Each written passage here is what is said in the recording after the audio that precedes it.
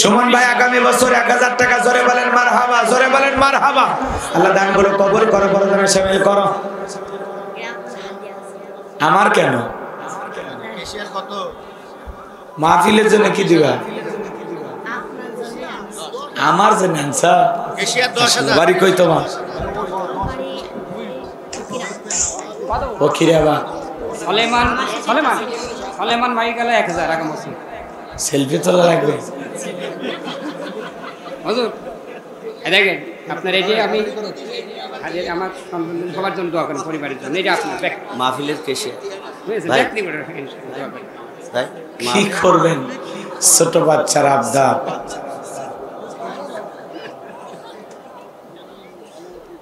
মাহফিলের কেশিয়া আমি 10,000 টাকা।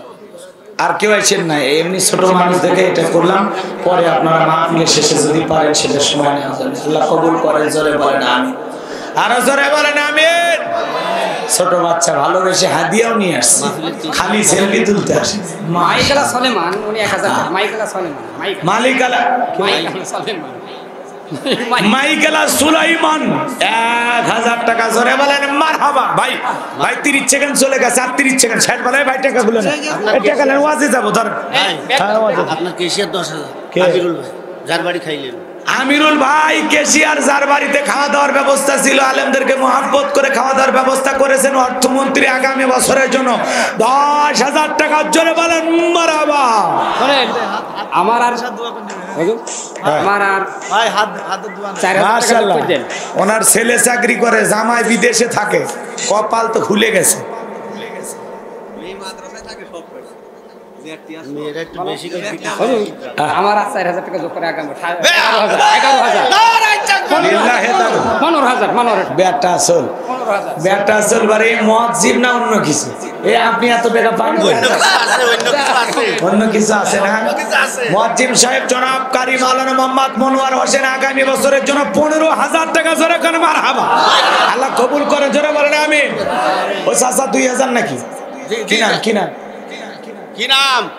হ্যালো কি নাম কি নাম কি নাম বাবা? তালেব শেখ। তালেব শেখ আগামী বছর 2000 আল্লাহ কবুল করেন, জোরে বলেন আমিন। আর 10 সেকেন্ড। হ্যাঁ চলেন আমি আলোচনায় চলে যাবো। হ্যাঁ যে যা দিয়েছেন আল্লাহ কবুল করেন, জোরে বলেন আমিন। আর না এইবার ডাইরেক্ট কস মঞ্চে বেশি লোক উঠে না, ঠিকই তো বলছে, মন ভেঙে যাবে। না না সমীর 2000 কোটি মারি আমি এমনি উঁচুর পরে বসে আছি, মাথায় ব্যথা পাবো। আপনার নামেন ভাই, মঞ্চে কম থাকেন মঞ্চ ভেঙে যাবে। না না না উনি আসলে ভালো মানুষ। স্মার্ট বাংলাদেশের স্বপ্ন দেখাইতে গিয়ে কি করবেন, মঞ্চটা দুর্বল ছিল, ভেঙে গেছে। এতে আমাদের কোনো সমস্যা নেই, আমরা দোয়া করি বেচারা সুস্থ থাক, ভালো থাক, তাই না? আমার মসজিদের সভাপতি শেখ ইয়াহিয়া শেখ 10,000 টাকা আগামী বছর। মসজিদের সভাপতি ইয়াহিয়া শেখ 10,000 টাকা জোরে বলেন মারহাবা। আল্লাহ কবুল করেন, জোরে বলেন আমিন। হুজুর হোসেন এখন যে যা দিবি লিখে নেন, মুনাজাতের আগে বলা সম্ভব হলে বলবো। ভাই দান গোপনে করলে আল্লাহ কবুল করে, প্রকাশ্যে করলে কবুল করে। আমার বড় ভাই মুহুরি লিখতেছে, আপনারা ডায়েরি লিখে দেন। আগামী বছর 2, 4, 5, 10,000 যারা দেবেন গোপনে লিখে দেন। এলাকার মানুষ খুবই ভালো। কে ভাই আগামী বছরের জন্য 10,000 টাকা জোরে বলেন মারহাবা। আল্লাহ কবুল করেন, জোরে কোন আমিন। বাবু মসজিদের সেক্রেটারি, মসজিদের সেক্রেটারি আরো বেশি নেমো বাবু 15,000 ওর 15,000। এ বাবু ভাই কই? বাবু রিজাল ইসলাম বাবু 15,000। রিজাল ইসলাম বাবু, এ বাবু ভাই আরো 5,000 ধরে দিন ভাবির জন্য। এটা হচ্ছে উনি সেক্রেটারি। আচ্ছা ঠিক আছে আল্লাহ কবুল করেন, জোরে বলেন আমিন। আলহামদুলিল্লাহ আপনারা দিতে থাকেন, আমরা নিতে থাকি। এখন আলোচনায় চলে যাই, চলেন। আমি কথা বলবো, লিখে দেন, ওই জায়গায় লিখে দেন। হুজুর আরেকটা বলে দেন, আলফার আলী 2000 এটা বলে শেষ। আলফার আলী 2000 এটাই শেষ, আর বলে ক হল্লা আর যা হবে সব এখানে লিখে দেন ভাই, লিখে দেন। ওয়াজ করা লাগবে তো, দিনের বেলায় আসলে সময় একেবারে কম। খেলা হবে তাই না? ওয়াজ আগে করি, দেখেন কি করি। মাশাআল্লাহ বুঝে ফেলে দিচ্ছেন না? আলহামদুলিল্লাহ। আমি কথা বলবো আজকে পবিত্র কোরআনুল, এদিক রেডি প্লিজ আমার দিকে তাকান, মেহরবানি করে তাকান। সেদিনের সময় কম পাইছি, আজকের সময় যদি একটু এলোমেলো হয়ে যায় ঝামেলা হয়ে যাবে। আপনারা একটু দয়া করে সহযোগিতা করেন আমাদের। আমরা 4:30টায় মোনাজাত দেব, 4:30টায় ইনশাআল্লাহ। আর এর 10 মিনিট আগে আমরা একজন ভাই এসেছেন, উনি মুসলমান হবেন, আমাদের ধর্মে প্রবেশ করতে চায়। আমরা আজকে তাকে কালেমার দামি বাক্য পাঠ করায় তাকে ঈমানের পথে নিয়ে আসব এবং তার জন্য প্রাণ ভরে দোয়া করব। আশা করি এই সুন্দর মুহূর্ত আপনারা উপভোগ করবেন। আল্লাহ কবুল করেন, জোরে বলেন আমিন। একেবারে নবমুসলিম তরুণ একটা ছেলে, বয়স খুব কম, আপনারা দেখলে বুঝতে পারবেন। আমি তো অবাক হয়ে গেছি। ছেলেটা বলতেছে, হুজুর আমি ইসলাম গ্রহণ করতে চাই। সুবহানাল্লাহ, দিলটা ভরে গেছে। চলুন আমরা আলোচনা শুরু করি। কথা বলবো পবিত্র কুরআনুল কারীমের 33 নাম্বার সূরা। সূরাটির নাম বললাম কি? আহজাব। জোরে বলেন কি না? আহজাব মানে দলবদ্ধ হওয়া, জোট বাঁধা, সবাই মিলে একত্রিত হওয়া। কথা কি বুঝতে পারছেন? মোট আয়াত আছে 73টি, রুকু আছে 9টি। বিশ্বনবীর মদিনার জিন্দেগিতে এই সূরাটি নাজিল হয়েছে। আমি আপনাদের সামনে 5টি আয়াতি কারিমা তেলাওয়াত করেছি, 66 নাম্বার থেকে 70 নাম্বার পর্যন্ত। এই 5টি আয়াতকে সামনে রেখে খুব গুরুত্বপূর্ণ কিছু কথা আপনাদের সামনে উপস্থাপন করার চেষ্টা করব। আল্লাহ যেন তৌফিক দান করেন, জোরে বলুন আমিন। আসলে আমার কোনো জ্ঞান নাই, ইলম আর জ্ঞান দেওয়ার একমাত্র মালিক কে? ক্বালু সুবহানাকা লা ইলমা লানা ইল্লা মা আল্লামতানা ইন্নাকা আনতাল আলিমুল হাকীম। বলুন সুবহানাল্লাহ। অনেক জ্ঞানীগুলো মানুষ আজকের মাহফিলে উপস্থিত হয়েছে, তাদের জ্ঞানের তুলনায় আমার জ্ঞান নাই বললেই চলে। এজন্য সকলের প্রতি অনুরোধ এবং শ্রদ্ধা, ভক্তি, সম্মান, বিশ্বাস, ভালোবাসা রেখে আমি আমার আলোচনা শুরু করছি। কারণ পাথরগুলো যখন সাজানো হয়, বোঝেন নাই, 20 কেজি থাকে নিচে, এর উপরে 10 কেজি, এর পরে 5 কেজি, এর পরে 2 কেজি। কথা বোঝেন নাই মনে? এরপরে থাকে 1 কেজি, 500 গ্রাম, 200 গ্রাম, 100 গ্রাম, 50 গ্রাম, উপরে থাকে 20 গ্রাম। আমারে আপনারা এই 20 গ্রাম পাথরের মতো মনে করতে পারেন। অনেক জ্ঞানী গুণী, অনেক বড় বড় আলেম ওলামা, শিক্ষিত জ্ঞানী গুণী জন আল্লাহর গোলামেরা এই মাহফিলে উপস্থিত হয়েছেন, যাদের ছাত্র হতে পারলে আমি অধমের কিসমত খুলে যেত, যাদের পায়ের জুতা সোজা করতে পারলে দোয়ায় আমার কপাল খুলে যেত। অনেক জ্ঞানী মানুষ এই মাহফিলে উপস্থিত হয়েছেন। সকল উলামা ইকরামদের প্রতি শ্রদ্ধা সম্মান রেখে আমি আমার আলোচনা শুরু করছি। সূরা আহজাব, জবান ছেড়ে সবাই পড়ুন। আউযু বিল্লাহি মিনাশ শাইতানির রাজীম। বিসমিল্লাহির রাহমানির রহিম। বিতাড়িত মর্দান শয়তানের কাছ থেকে আল্লাহ পাকের কাছে আশ্রয় প্রার্থনা চাচ্ছি। পরম করুণাময় দয়ালু আল্লাহর নামে শুরু করছি। যে কোনো কাজ কার নামে শুরু হবে? জোরে বলেন কার নামে? আপনারা জানেন কোরআনের একটা আয়াতের কত পাওয়ার, এটা কি আপনাদের জানা আছে? কথা বলেন। এই যে আমি বিসমিল্লাহ পড়লাম, আপনারা পড়লেন, বলেন তো এই বিসমিল্লাহর পাওয়ার আছে না নাই? বিসমিল্লাহর শান, মান, মর্যাদা আছে না নাই? আল্লাহর একজন বুজুর্গ গোলাম ছিলেন, চমৎকার ভাবে বিসমিল্লাহর আলোচনা করতেছিলেন। ওই মজলিসে বসা মহিলা প্যান্ডেলে আসা একটা ইহুদি মেয়েটা যখন জানতে পারলো ইসলাম ধর্ম আল্লাহর কাছে একমাত্র মনোনীত ধর্ম, ইন্নাদ-দীনা ইনদাল্লাহিল ইসলাম, নিঃসন্দেহে শুধুমাত্র কেবলমাত্র আল্লাহর কাছে একটি ধর্ম মনোনীত, তার নাম কি? আরো জোরে বলেন কি? ইসলাম হলো আল্লাহর কাছে একমাত্র মনোনীত ধর্ম। মেয়েটা যখন বুঝতে পারলো ইসলাম আল্লাহর কাছে একমাত্র মনোনীত ধর্ম, ইসলাম ধর্ম সত্য ধর্ম, মেয়েটার দেরি করলো না। মহিলা প্যান্ডেলে বসে ইহুদি কন্যাটা কালেমার মালা গলায় পরলেন। বলুন সুবহানাল্লাহ। মুসলমান হয়ে যখন বাড়িতে গেলেন, উঠতে বসতে আল্লাহর জিকির করে, বিসমিল্লাহ পাঠ করে। মেয়েটার মা যেদিন টের পাইল, জিজ্ঞাসা করে, মেয়েরে তুমি কি মুসলমান হয়েছো? তোমার কণ্ঠতে কি যেন শুনতে পাই, বিড়বিড় করে কি তুমি পড়ো? মেয়েটা উত্তর করে বলে, মা মুসলমান হয় যারা মিথ্যা কথা বলতে পারে না তারা। সুবহানাল্লাহ। ও মা, আমি গত কয়েকদিন আগে এক বুজুর্গ আল্লাহওয়ালার বয়ানে আলোচনা শোনার পরে যখন বুঝতে পেরেছি রব একজন, রব কয়জন? রব একজন, সৃষ্টিকর্তা একজন, এটা যখন বুঝতে পেরেছি, কুল হুয়াল্লাহু আহাদ, হে নবী আপনি বলুন আল্লাহ এক, আল্লাহ দ্বিতীয়, আল্লাহু আকবার বলেন। তখন আমি কালিমা পড়ে ইমানের মালা গলায় পড়েছি।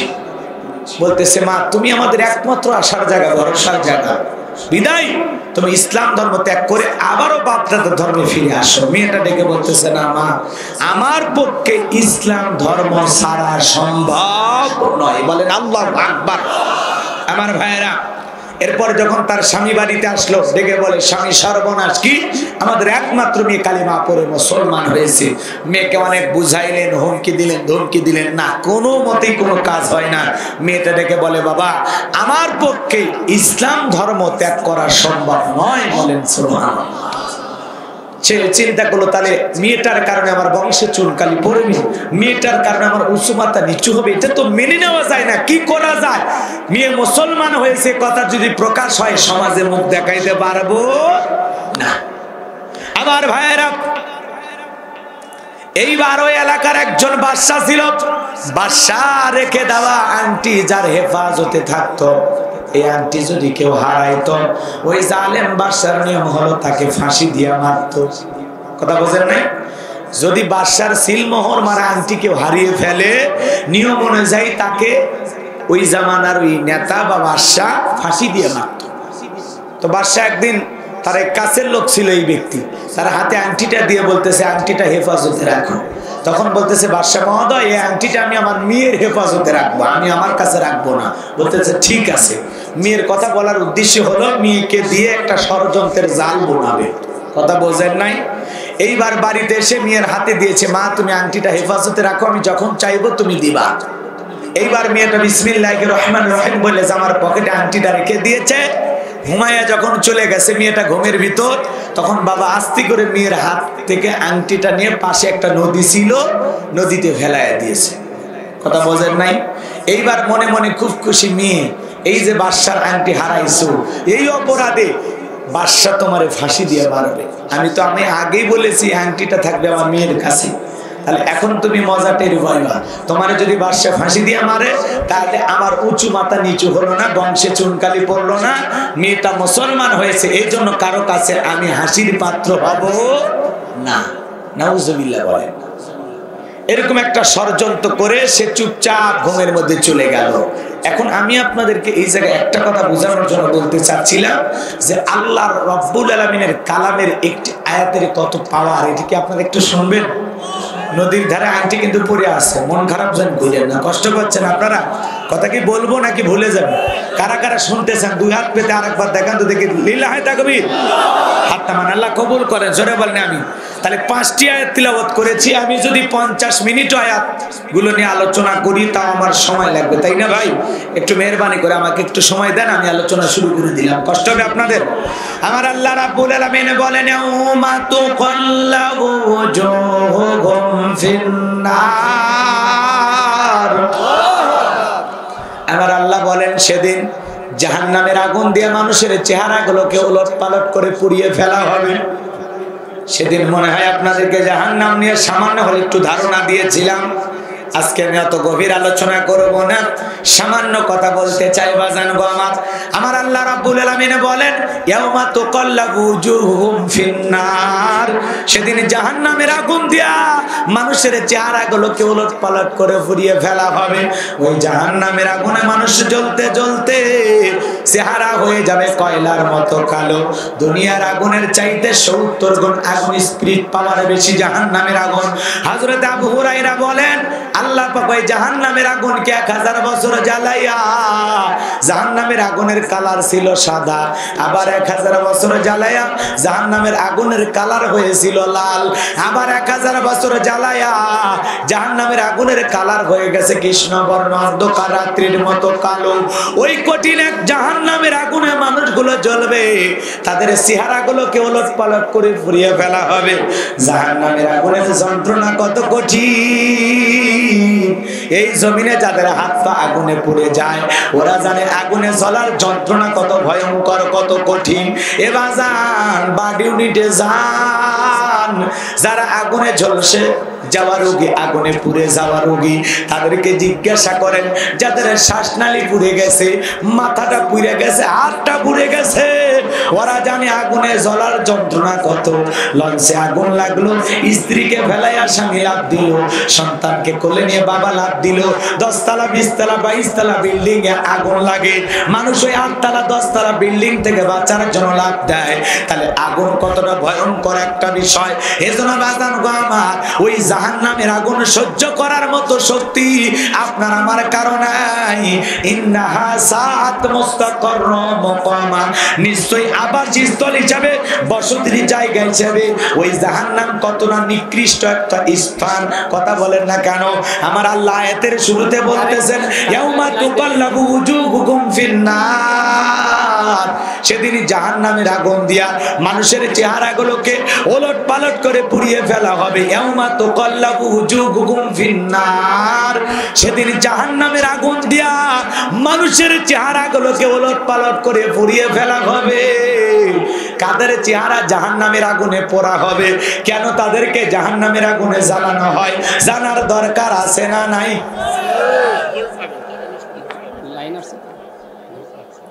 হয়ে গেছে, এইটার জন্য আবার বলা লাগে হাইরে সুলাইমান বোঝে না রে। আচ্ছা থাকে, এত বলা লাগবে না, বেশি বললে কিন্তু ভাইরাল করে দেবে।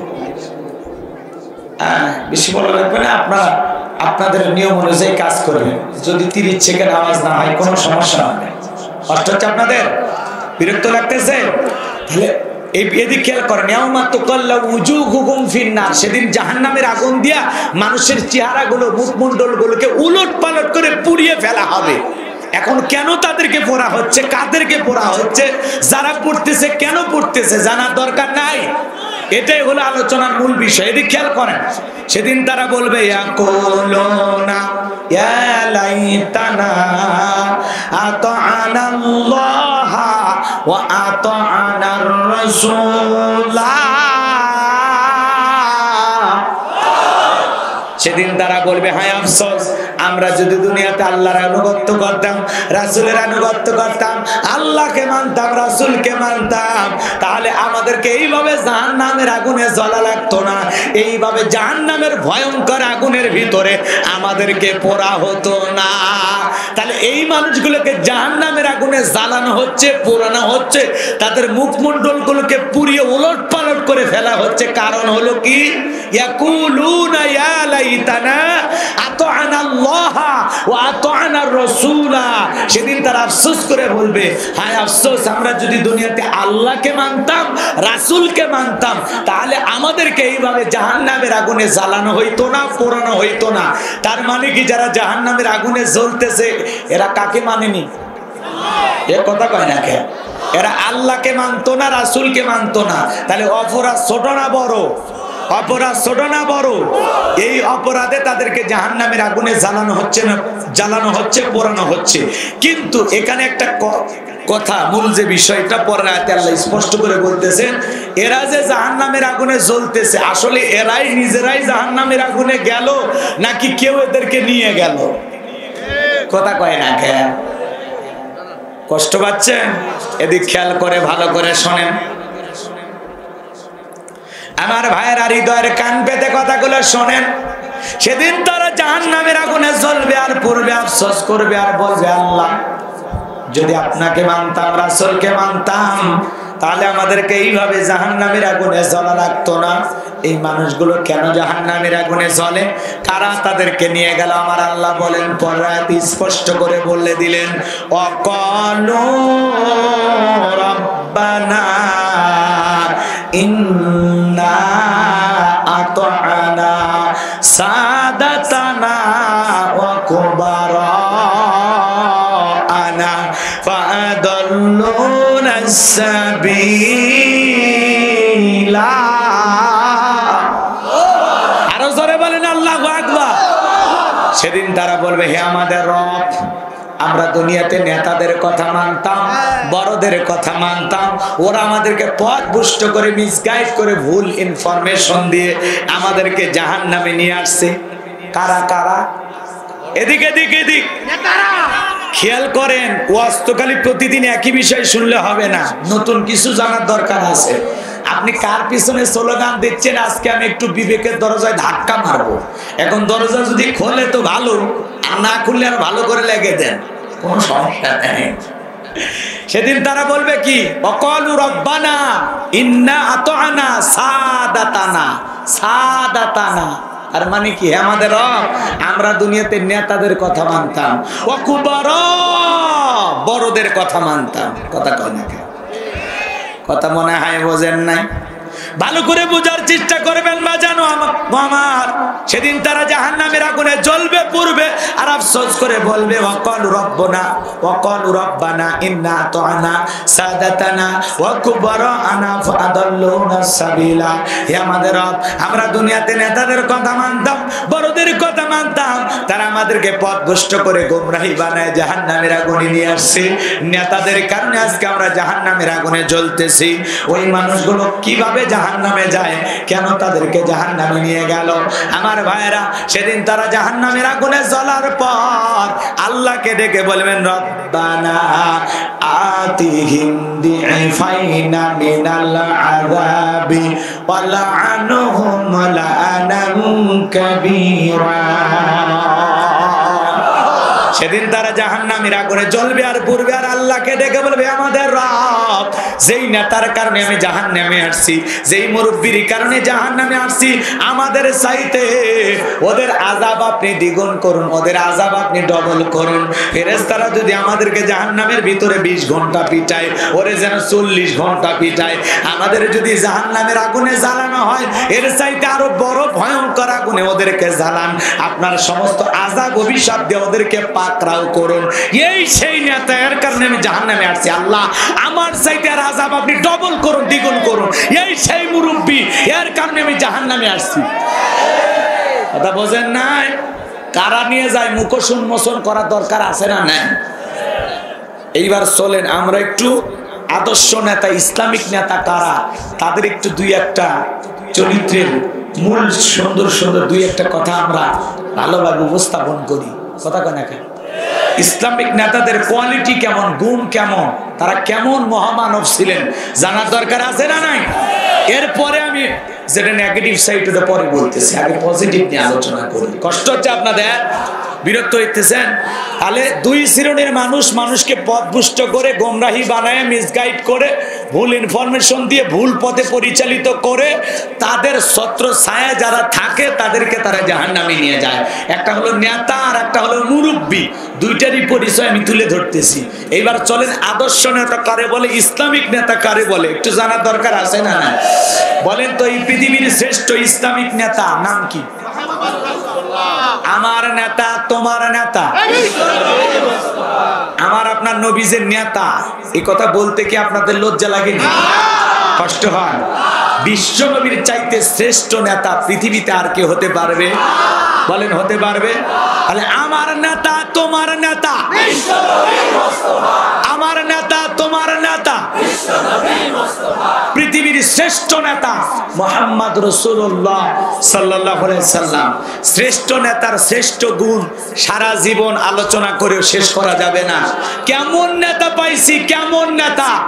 63 বছর জিন্দেগিতে একটি মিথ্যা কথা বলেননি। বলেন আল্লাহু আকবার। নেতা কারে বলে? সুপার কোয়ালিটির নেতা, মহামানব, রাহমাতুল আলামিন, আপনার আমার প্রিয় পয়গম্বর 63 বছর জিন্দেগিতে একটি মিথ্যা কথা বলেননি। এমন বিশ্ব রেকর্ড পৃথিবীর আর কোন মানুষের আছে? আর কোন নেতার আছে? ওদের মিথ্যা কথা বলে সকালের নাস্তা খায়, ওরা মিথ্যা কথা বলে দুপুরে লাঞ্চ করে, ওরা মিথ্যা কথা বলে রাতে ডিনার করে, মিথ্যা বলতে বলতে সাপা বেঁকা হয়ে গেছে, তাও মিথ্যা বলা ছাড়ে না। এ কথা কম না কেন? মিথ্যা বলে না, মিথ্যা দেয় ওরা কি যে করে, মিথ্যা হলে ওদের ডাল ভাতের মতো। ওরা যে এত মিথ্যা কথা বলে, শয়তান পর্যন্ত মুখে কাপড় দিয়ে আসে, বলে আমরা এটা করি না, আবার ওই শয়তান ওই কিন্তু করে। কথা কথা আমরা এটা করি না, ওটা করি না, এ করি না, বাবার মানে মানে এমন ভাবে সবকিছু বলে মনে হয় বিরাট বড় আল্লাহর ওলি, জিন্দা শাহজাল রাস্তার গলিতে হাঁটতেছে। কথা কয় না কেন? ক্লিয়ার করে বলা লাগবে নাকি? একটু বুঝে নেবেন, ইশারা ইঙ্গিতে বুঝে নেবেন। কথাকে বোঝা গেল মনে হয়?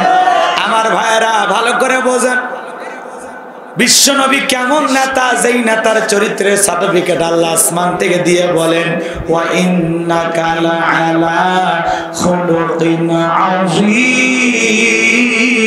আযীম। আমার আল্লাহ বলেন নবী গো আপনি হলেন পুত পবিত্র মহান চরিত্রের অধিকারী, বলুন সুবহানাল্লাহ। আযীম আরবিতে এমন একটি শব্দ যার গভীরতা মাপা যায় না।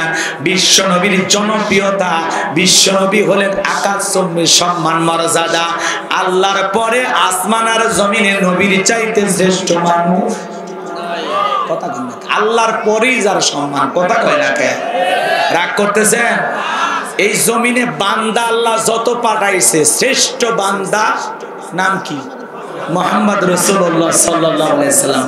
আল্লাহর সবচাইতে প্রিয় বান্দা মুহাম্মদ রাসূলুল্লাহ সাল্লাল্লাহু আলাইহি সাল্লাম। তিনি হলেন পৃথিবীর শ্রেষ্ঠ নবী, শ্রেষ্ঠ পয়গাম্বার, শ্রেষ্ঠ নবীর শ্রেষ্ঠ উম্মত। আমরা আখিরি নবীর আখিরি উম্মত হওয়াতে খুশি না বেজা?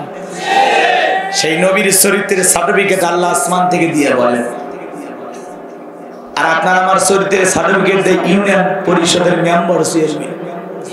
ওই মত করার জন্য নাই, ছেলেটা জানা মতে সৎ নির্ভীক ভালো। কথা কয়, আবার যে ভালো তার জন্য ভালো। কথা কয়েন নাকি আপনারা?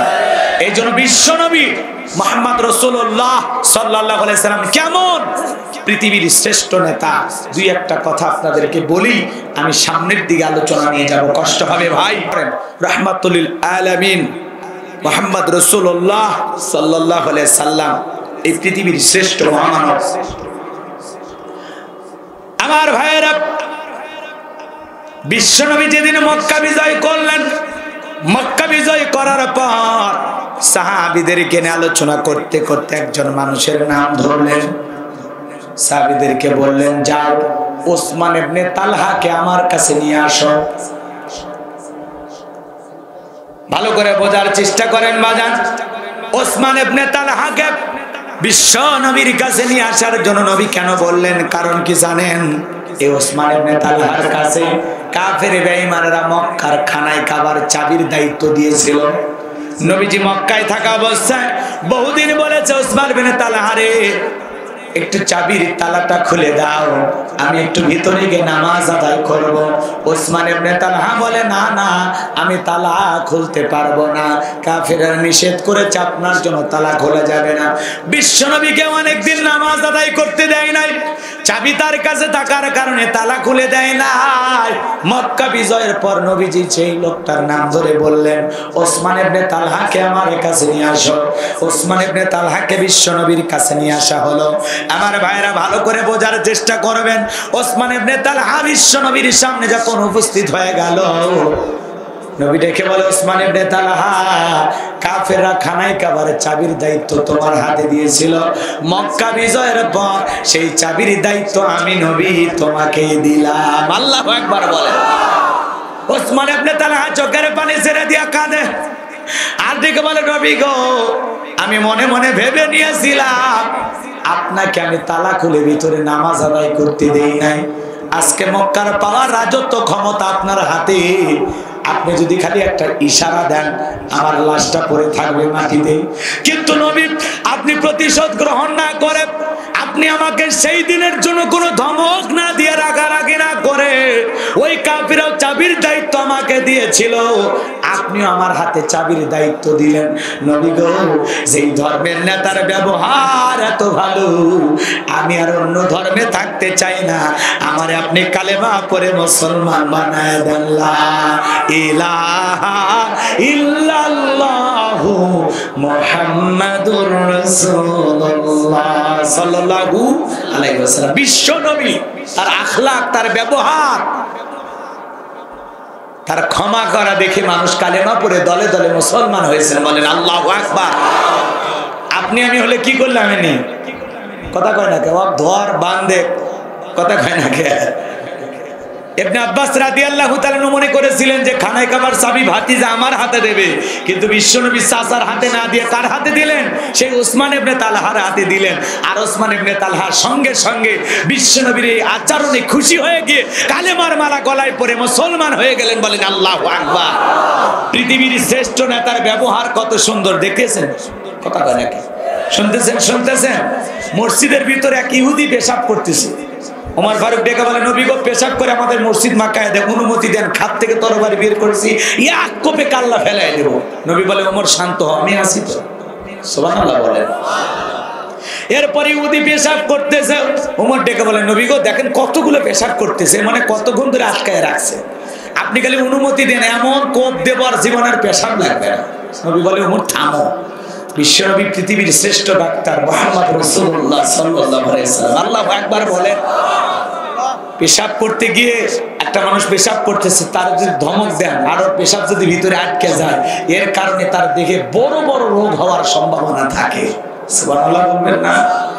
এই জন্য পৃথিবীর শ্রেষ্ঠ ডাক্তার মুহাম্মদ রাসূলুল্লাহ সাল্লাল্লাহু আলাইহি ওয়াসাল্লাম, হযরত আলীর চোখ উঠে গেছে, চোখ মেলাইতে পারতেছে না, চোখগুলো লাল লাল হয়ে গেছে। নবীজি বলে, আলীরে আমার কাছে নিয়ে আসো। নিয়ে আসলেন আর জিহ্বার লালা মোবারক একটু লাগায়া দিলেন। হযরত আলী ডেকে বলে, নবী গো, ওই জাত ও পাকের কসম খেয়ে বলতেছি, আমি আগের চাইতে ভালো দেখতে পাচ্ছি। সুবহানাল্লাহ। কেমন ডাক্তার ছিলেন! সুবহানাল্লাহ। আমার ভাইরা এদিক খেয়াল করেন। কষ্ট হচ্ছে আপনাদের? মন খারাপ করতেছেন মনে হয়? একটু খেয়াল করেন। এই জন্য আপনারা যখন এই যে পাবলিক টয়লেট, বাথরুম এগুলো ব্যবহার করতে যান, একটু সতর্ক থাকবেন। ওই জায়গায় যা অনেকে ধাক্কাধাক্কি করে, ভাই দরজায় ধাক্কাধাক্কি করা যাবে না, বাইরে থেকে মিস কল দিতে হয়, বুঝলেন না? অথবা পায়ের স্যান্ডেলের একটু বাড়ি বাড়ি করবেন, যাতে ভিতরে যিনি আছেন, অফিসে যিনি জরুরি কাজ করতেছেন, উনি যেন বুঝতে পারে যে না, বাহিরে আরো ওয়েটিং রুমে একজন আছে। কথা কয় না কে?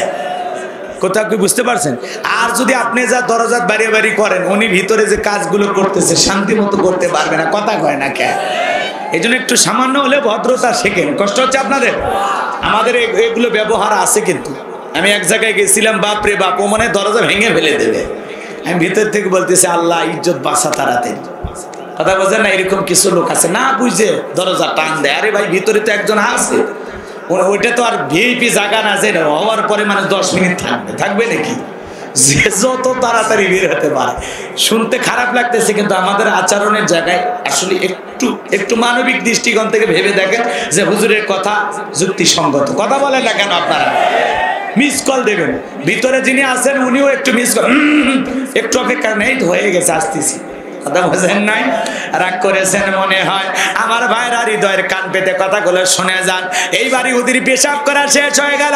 বিশ্বনবী রাহমাতুল লিল আলামিন ইহুদির কাঁধের উপরে হাত রেখে ডেকে বলে, শোনো, তোমরা যে জায়গায় গির্জায়, তোমরা যে জায়গায় বসে তোমাদের প্রভুকে ডাকো, ওই গির্জায় যদি কেউ পেশাব করে, বলো তো কি করবা? ডেকে বলে, নবী গো, তার মধ্যে আমার মধ্যে ফয়সালা করবে এই তরবারি। বিশ্ব নবী ডেকে বলে, আজকে তুমি যেই জায়গায় দাঁড়িয়ে পেশাব করলে, আমরা এই জায়গায় ইবাদত করি, আমাদের আল্লাহকে সিজদা দেই, আর কোনোদিন তুমি এই জায়গায় পেশাব করো না। এই কথা বলে নবীজি আরে হাত বোলায় সুন্দর ব্যবহার করে তাকে যখন বলতেছেন, যাও বাবা, তুমি এখন চলে যাও, ইহুদি চোখের পানি ছেড়ে দিয়ে কাঁদে আর বলে, নবী গো, আমি তাকায় দেখলাম উমর খাপ থেকে তরবারি বের করে আমার মাথাটা নিতে চাই, আপনি বারবার তাকে থামায় দিলেন। আপনারা যে জায়গায় ইবাদত করেন, আল্লাহর সিজদা না, এই জায়গায় আমি পেশাব করলাম, একটাবার ধমক দিলেন না, রাগারাগি করলেন না, বিনয়ের সহিত সুন্দর আচরণ করে আমাকে বললেন, বাবারে, আর কোনদিন এই জায়গায় তুমি পেশাব করো না। যেই ধর্মের নেতার ব্যবহার এত সুন্দর, আমি আর অন্য ধর্মে থাকতে চাই না, আপনি আমারে কালেমা পড়ায় মুসলমান বানায় দেন, বলেন আল্লাহু আকবার। ইহুদি তখন কালেমা পড়ে মুসলমান হয়ে গেল, আর নবীজি নিজে পানি দিয়া ইহুদির পেশাব করা জায়গাটা পরিষ্কার করে দিলেন, বলেন আল্লাহু আকবার। এইজন্য আল্লাহ পাক বলেন ওয়ালা তাস্তাবিল হাসানাতু ওয়ালাস সাইয়্যিআহ ইদফা বিল্লাতি হিয়া আহসানু ফাইযাল্লাযী বাইনাকা ওয়া বাইনাহু আদাওয়াতুন কাআন্নাহু ওয়ালিয়্যুন হামীম।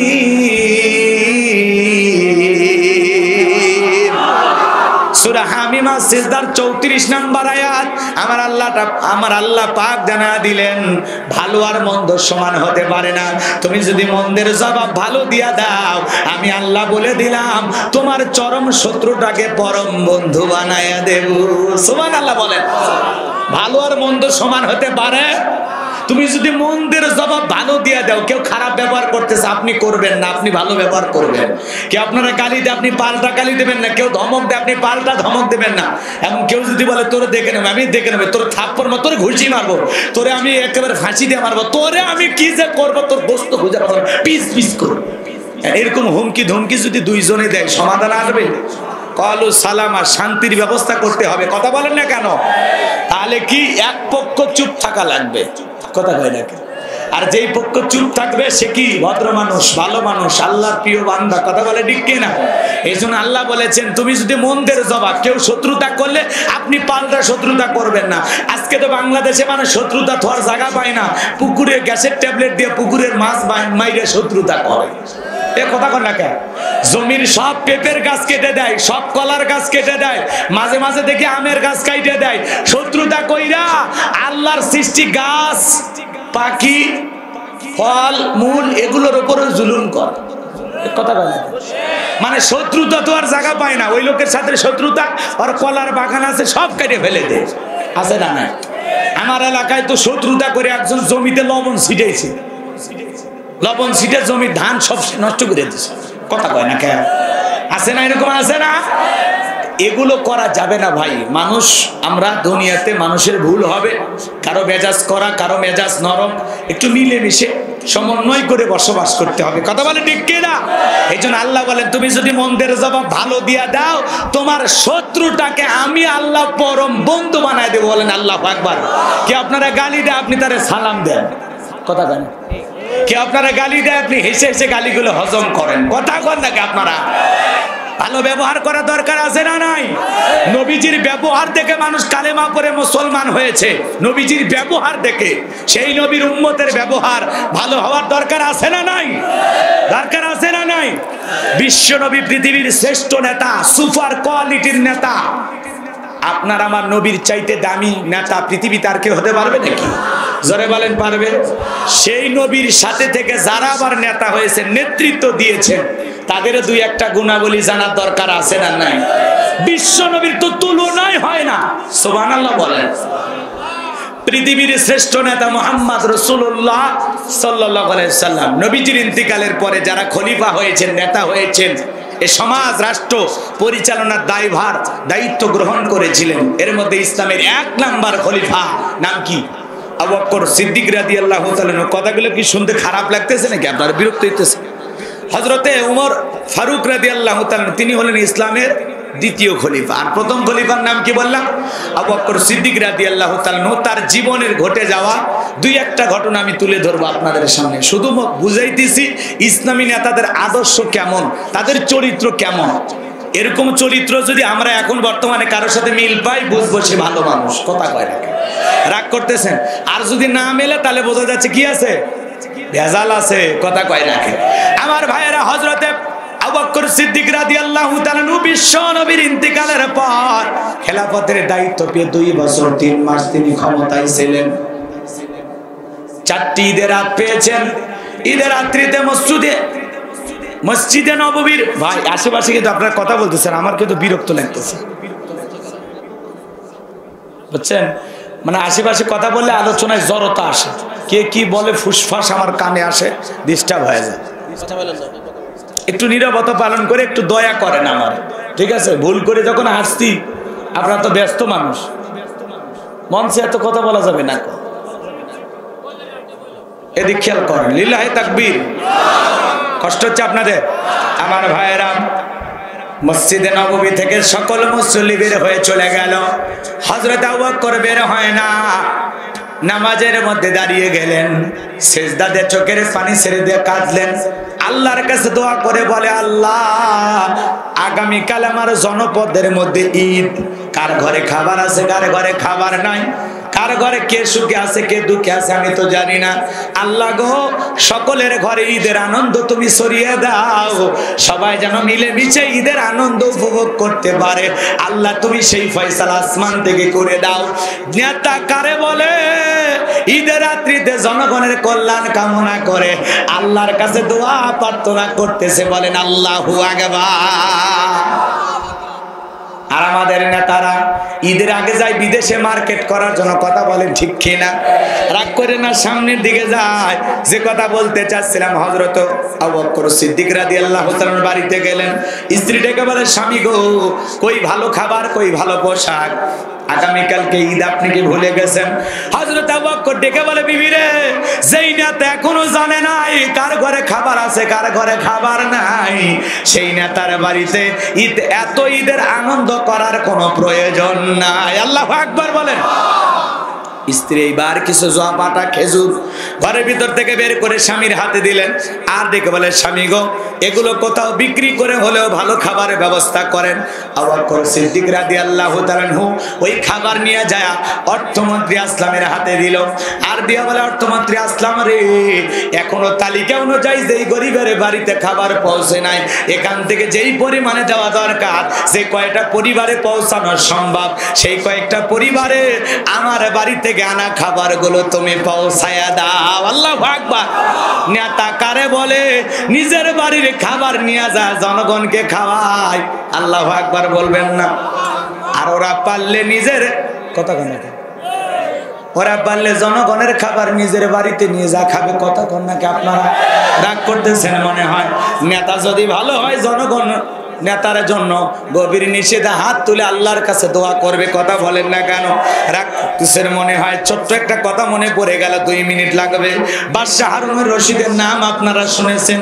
তার জামানা একটা বৃদ্ধা নারী মনে মনে বলতেছে, আল্লাহ আমার বাদশা তো ভালো মানুষ, প্রতি মাসে আমারে মোটা আটা দেয়, ঠিক আছে, কিন্তু আটাটা কি এতই মোটা হয়, একটু কি চিকন হয় না? এটাই আমার অভিযোগ। বাদশার দরবারে চলে আসলেন অভিযোগ নিয়ে। আমার ভাইয়েরা, বুড়ি মহিলা এসে দেখে একটা পুরুষ মানুষ বাড়ির বারান্দা ঝাড় দেয়, ছোট্ট বাচ্চা খেলা করে, আর একজন মহিলা আটা চালে। এইবার বৃদ্ধা নারী একজন মানুষকে জিজ্ঞাসা করলো, ওই যে বাড়ির বারান্দা ঝাড় দেয় লোকটাকে? বলে, ওইটা তো আমাদের বাদশা হারুনুর রশিদ। বুড়ি মহিলা মনে মনে খুশি হয়ে গেল, আমার রাজ্যের নেতা এত ভালো, যে নেতা নিজের বিবির সংসারের কাজে সহযোগিতা করে, বলেন আল্লাহু আকবার। নেতা নিজের বাড়ি ঘর ঝাড় দিতেছে, ঝাড়ু দেওয়া বোঝেন তো? মাঝে মাঝে স্ত্রীর কাজে সহযোগিতা করা রাসূলের সুন্নাত, কথা কয় না কা? বিশ্বনবী যেই তরবারি দিয়ে যুদ্ধ করতেন, ওই তরবারি দিয়ে রান্নার কাজে সহযোগিতা করতেন।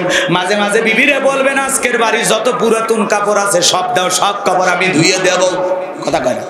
বউ যদি ভালো হয় ডেকে বলবে, সোনা বলেছে এতে আমি খুশি হয়েছি, ধোয়া লাগবে না।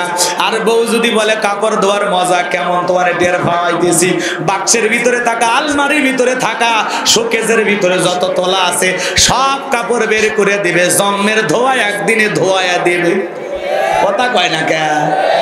রাগ করতেছেন মনে হয়। এই জন্য স্ত্রীর টুকিটাকি কাজে সহযোগিতা করবেন, এতে স্বামীর সম্মান কমে না। স্ত্রীকে বলবেন কিছু লাগবে, স্ত্রী রান্না করার ডালাটা আগায়া দিবেন, আলু পটন বেগুন তরি তরকারি আগায়া দিবেন, কথা কয় না কে? পারবেন না? অনেকে বলতেছেন, হুজুর এলেও ওয়াজ করবে, আচ্ছেন আমাদের বইয়ের গোলাম বানাচ্ছে, বইয়ের গোলাম বানাচ্ছে। আরে বইয়ের গোলাম না, এটা সুন্নাত। 2-1 দিন আমল করেন, প্রতিদিন করা লাগবে। একদিন এক সুন্নাত আমল করেন, তাও তো একটা সুন্নাতের উপর একদিন আমল করেছেন, কথা বলেন না কেন? প্রতিদিন করতে বলতেছি না তো, আপনার কি কাজ নাই? মাঝে মাঝে 2-1 দিন করে বউরে খুশি রাখবেন, এই বোঝে না। রাগ করতেছেন চাচা? সামনের দিকে যাই, যদি পারি মহিলাদেরকে নিয়ে স্পেশাল আলোচনা করব। আমাদের পরিবারে যদি 4টা রোমান্টিক সুন্নত আছে, 4টে সুন্নত, এই 4টে সুন্নত আমল করলে স্বামী স্ত্রী কোনোদিন তালাক ঘটবে না। বলেন আল্লাহু আকবার। শোনেন, এদিকে যাই বাজান গো আমার। এইবার বুড়ি মহিলা ডেকে বলে ছোট্ট বাচ্চাকে, বলে এটা বাদশা হারুন রশিদের সন্তান। মহিলাটা চালে কে? ওইটা বাদশা হারুন রশিদের একজন স্ত্রী।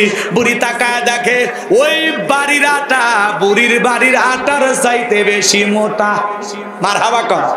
এইবার বুড়ি ডেকে বলে আল্লাহ, যেই রাজ্যের বাদশা নিজে মোটাটা খায়, জনগণকে মোটাটা খাওয়ায়, এমন বাদশার বিরুদ্ধে অভিযোগ দেওয়ার কোনো জায়গা নাই। বলেন মারহাবা। আর ওরা খায় চাইনিজ, কথা কয় না, কি খায়? চাইনিজ, কাবাব, তেহেরি, নেহেরি, বিরিয়ানি, 5 স্টার 7 স্টারের ফাস্টফুড, দামি দামি খাবার খায়। আর জনগণ ডাস্টবিনের খাবার কুড়ে খায়। তারপরেও বলে আমরা আছে না, কথা কর না, কথা, ডাস্টবিনের খাবার কুড়ে খায়। এরকম দেশ আছে না নাই? আমি কি বাংলাদেশের কথা বলতেছি? এদেশে তো একজন মানুষ অভাবে নাই, কথা কয় না। কিছু কিছু উপজেলা এলাকা থেকে ভিক্ষুক মুক্ত উপজেলা আছে না নাই? ভিক্ষুক মুক্ত এলাকা, ভিক্ষুক মুক্ত উপজেলা।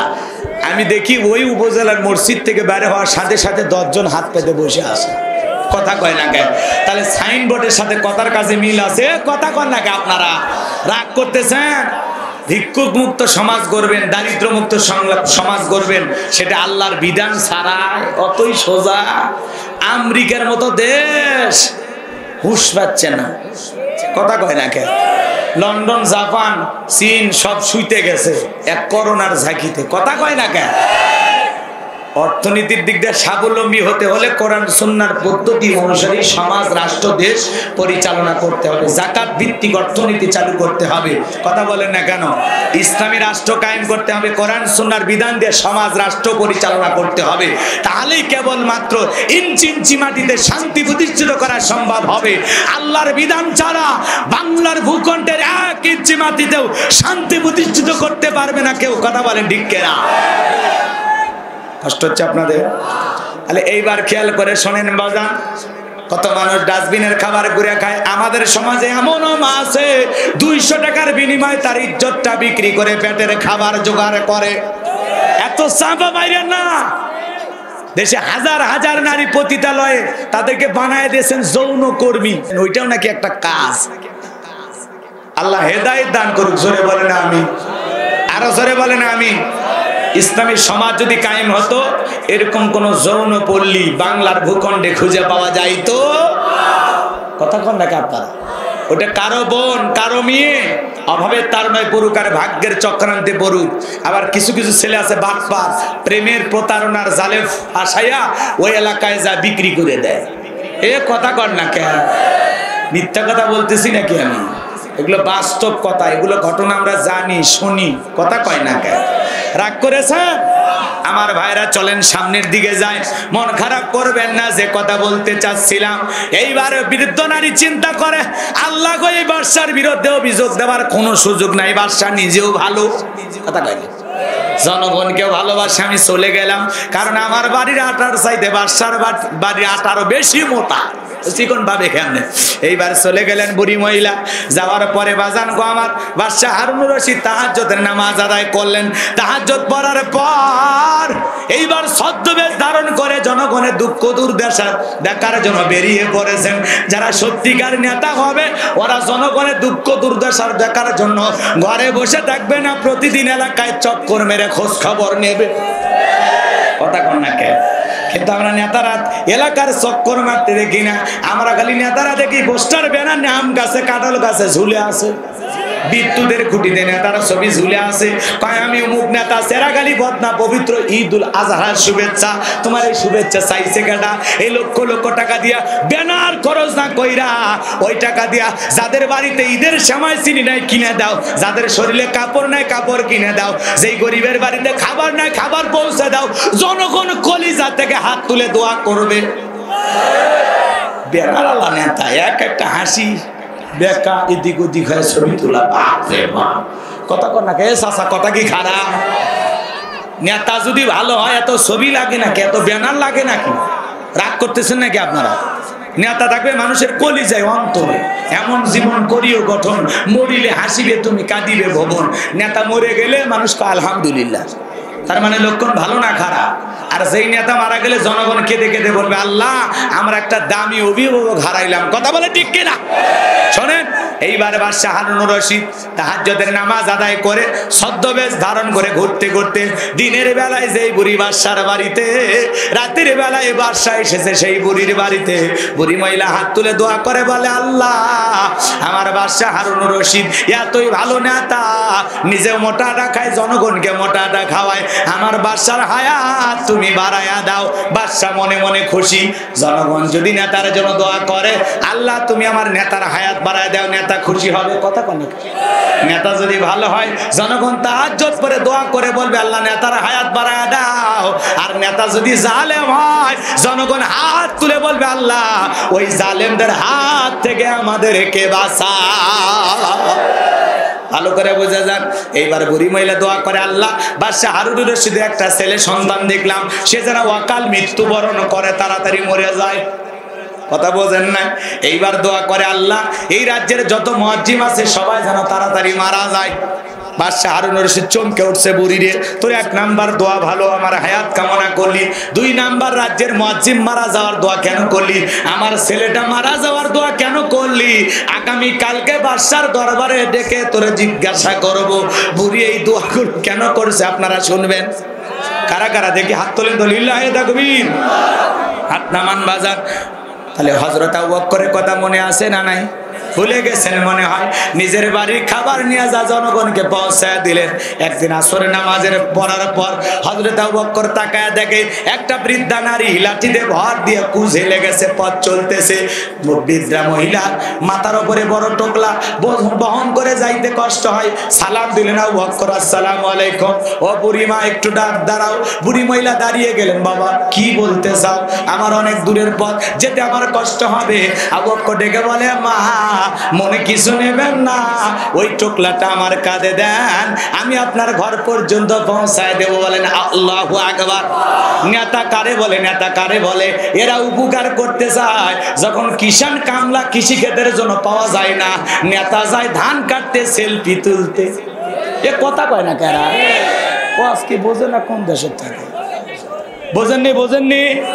বোঝেননি কথা? কৃষক পাওয়া যাচ্ছে না করোনার সময়, তখন নেতারা কি করলো? ধান কাটতে গেল।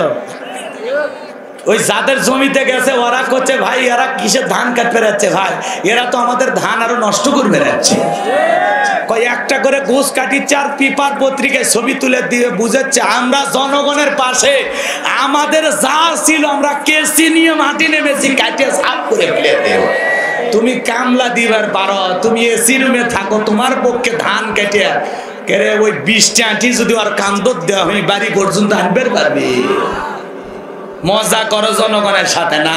আমরা বুঝি না এ কথা কর না কে বলে সেলফি তুলবে গেছে, জনগণকে দেখাইতে গেছে। কথা কর না কে?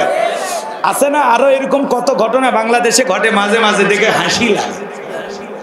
কি লাগে? কি লাগে? রাগ করতেছেন মনে হয়। আমার ভাইরা সামনের দিকে যায়, মনে কিছু নেবেন না।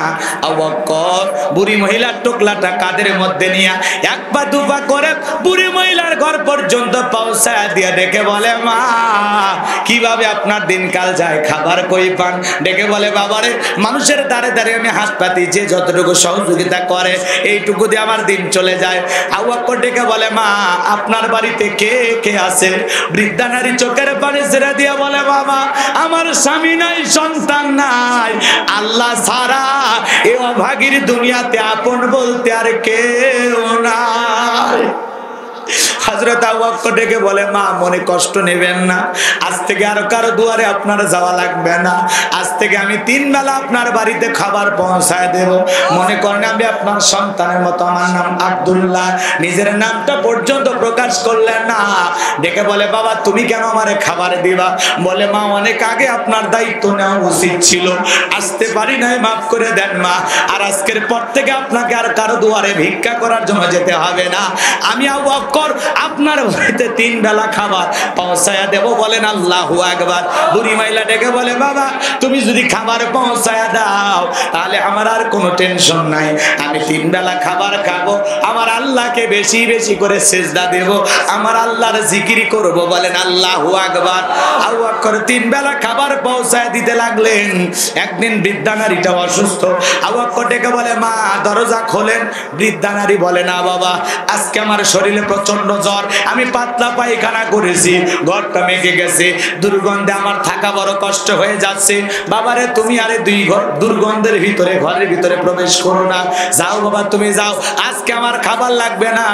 হযরত আবু বকর ডেকে বলে মা আপনি যদি খাবার গ্রহণ না করেন আপনি আরো বেশি অসুস্থ হয়ে যাবেন, আপনার বিপদের দিন আমি আপনাকে ফেলায় যেতে পারবো না, মা দরজা খোলেন মা, ও মা দরজা খোলেন। বারবার আবু বকর যখন মা মা বলে ডাক দেয়, বৃদ্ধা নারী দরজা না খুলে পারলেন না।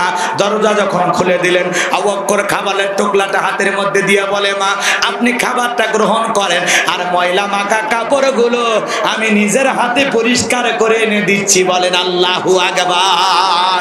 এমন চরিত্র বাংলাদেশের কোন মেম্বারের পাওয়া যাবে? এ ওপরে নাই হাত দিলাম রে ভাই, নিচে নিচে থাকে মেম্বার, তো গ্রামতি থাকে, কথা কর না কে বলেন? এমন আদর্শ বাংলাদেশের কোন মেম্বারে খুঁজে পাওয়া যাবে? নেতা কারে বলে? চাঁদাবাজি দিয়ে নেতা হওয়া যায় না। নেতা হতে হলে জনগণের পাশে থেকে কাজ করে সুখে দুঃখে পাশে থেকে নেতা হওয়া লাগবে। খালি পোস্টারে লিখবেন সৎ, কথা কয় না কে? সৎ, নির্ভীক, গরিবের বন্ধু, অসহায় মানবতার প্রতীক, দানবীর, নতুন ফাটাকিষ্ট।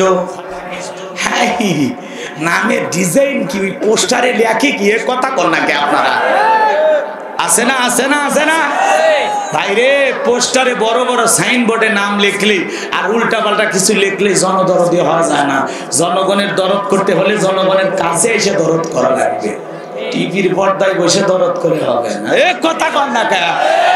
রাগ করতেছেন, মন খারাপ করেন, সমস্যা কি? আমি জীবনে আর আসবো না আপনাদের এলাকায়।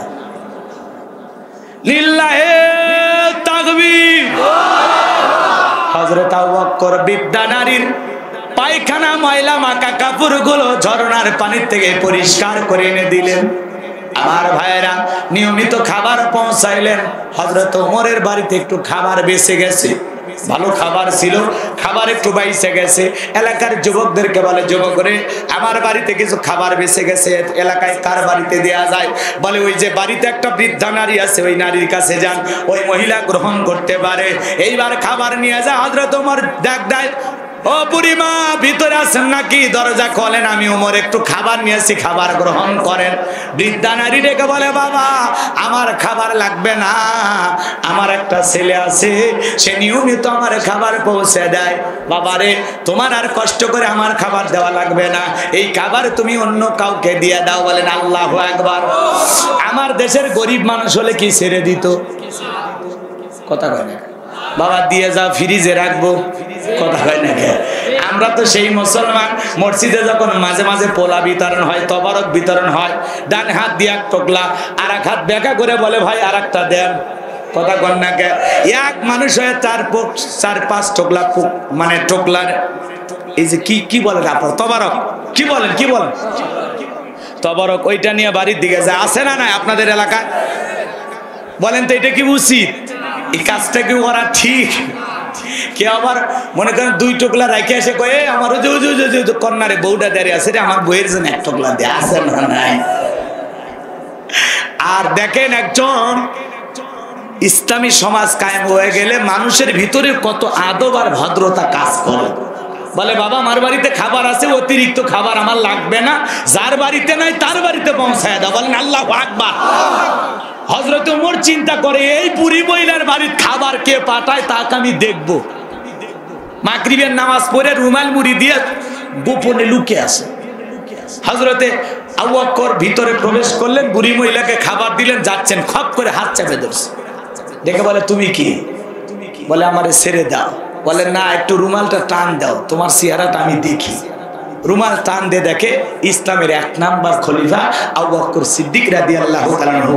হযরত ওমর চোখের পানি ছেড়ে দিয়ে কাঁদে আর বলে এই না বলে বিশ্বনবীর বন্ধু, এই না বলে আবু বকর সিদ্দিক, আবু বকর সিদ্দিক, এই না হলে আবু বকর সিদ্দিক একটা বৃদ্ধা নারী না খেয়ে থাকে, তার বাড়িতেও হযরত আবু বকর খাবার পৌঁছায় দেয়। আল্লাহু আকবার। এটা হলো ইসলামী নেতাদের গুণ, এটা হলো ইসলামী নেতাদের বৈশিষ্ট্য। যারা এই সমাজে আল্লাহ বিধান মোতাবেক সমাজ রাষ্ট্র পরিচালনা করবে, তারা হবে উদার। প্রত্যেকটা গরিব দুঃখী মানুষের খবর তাদের কাছে থাকবে। কথা বলে ঠিক কিনা? কষ্ট পাচ্ছেন আপনারা, মনে বিরক্ত হয়েছেন আমার কথায়?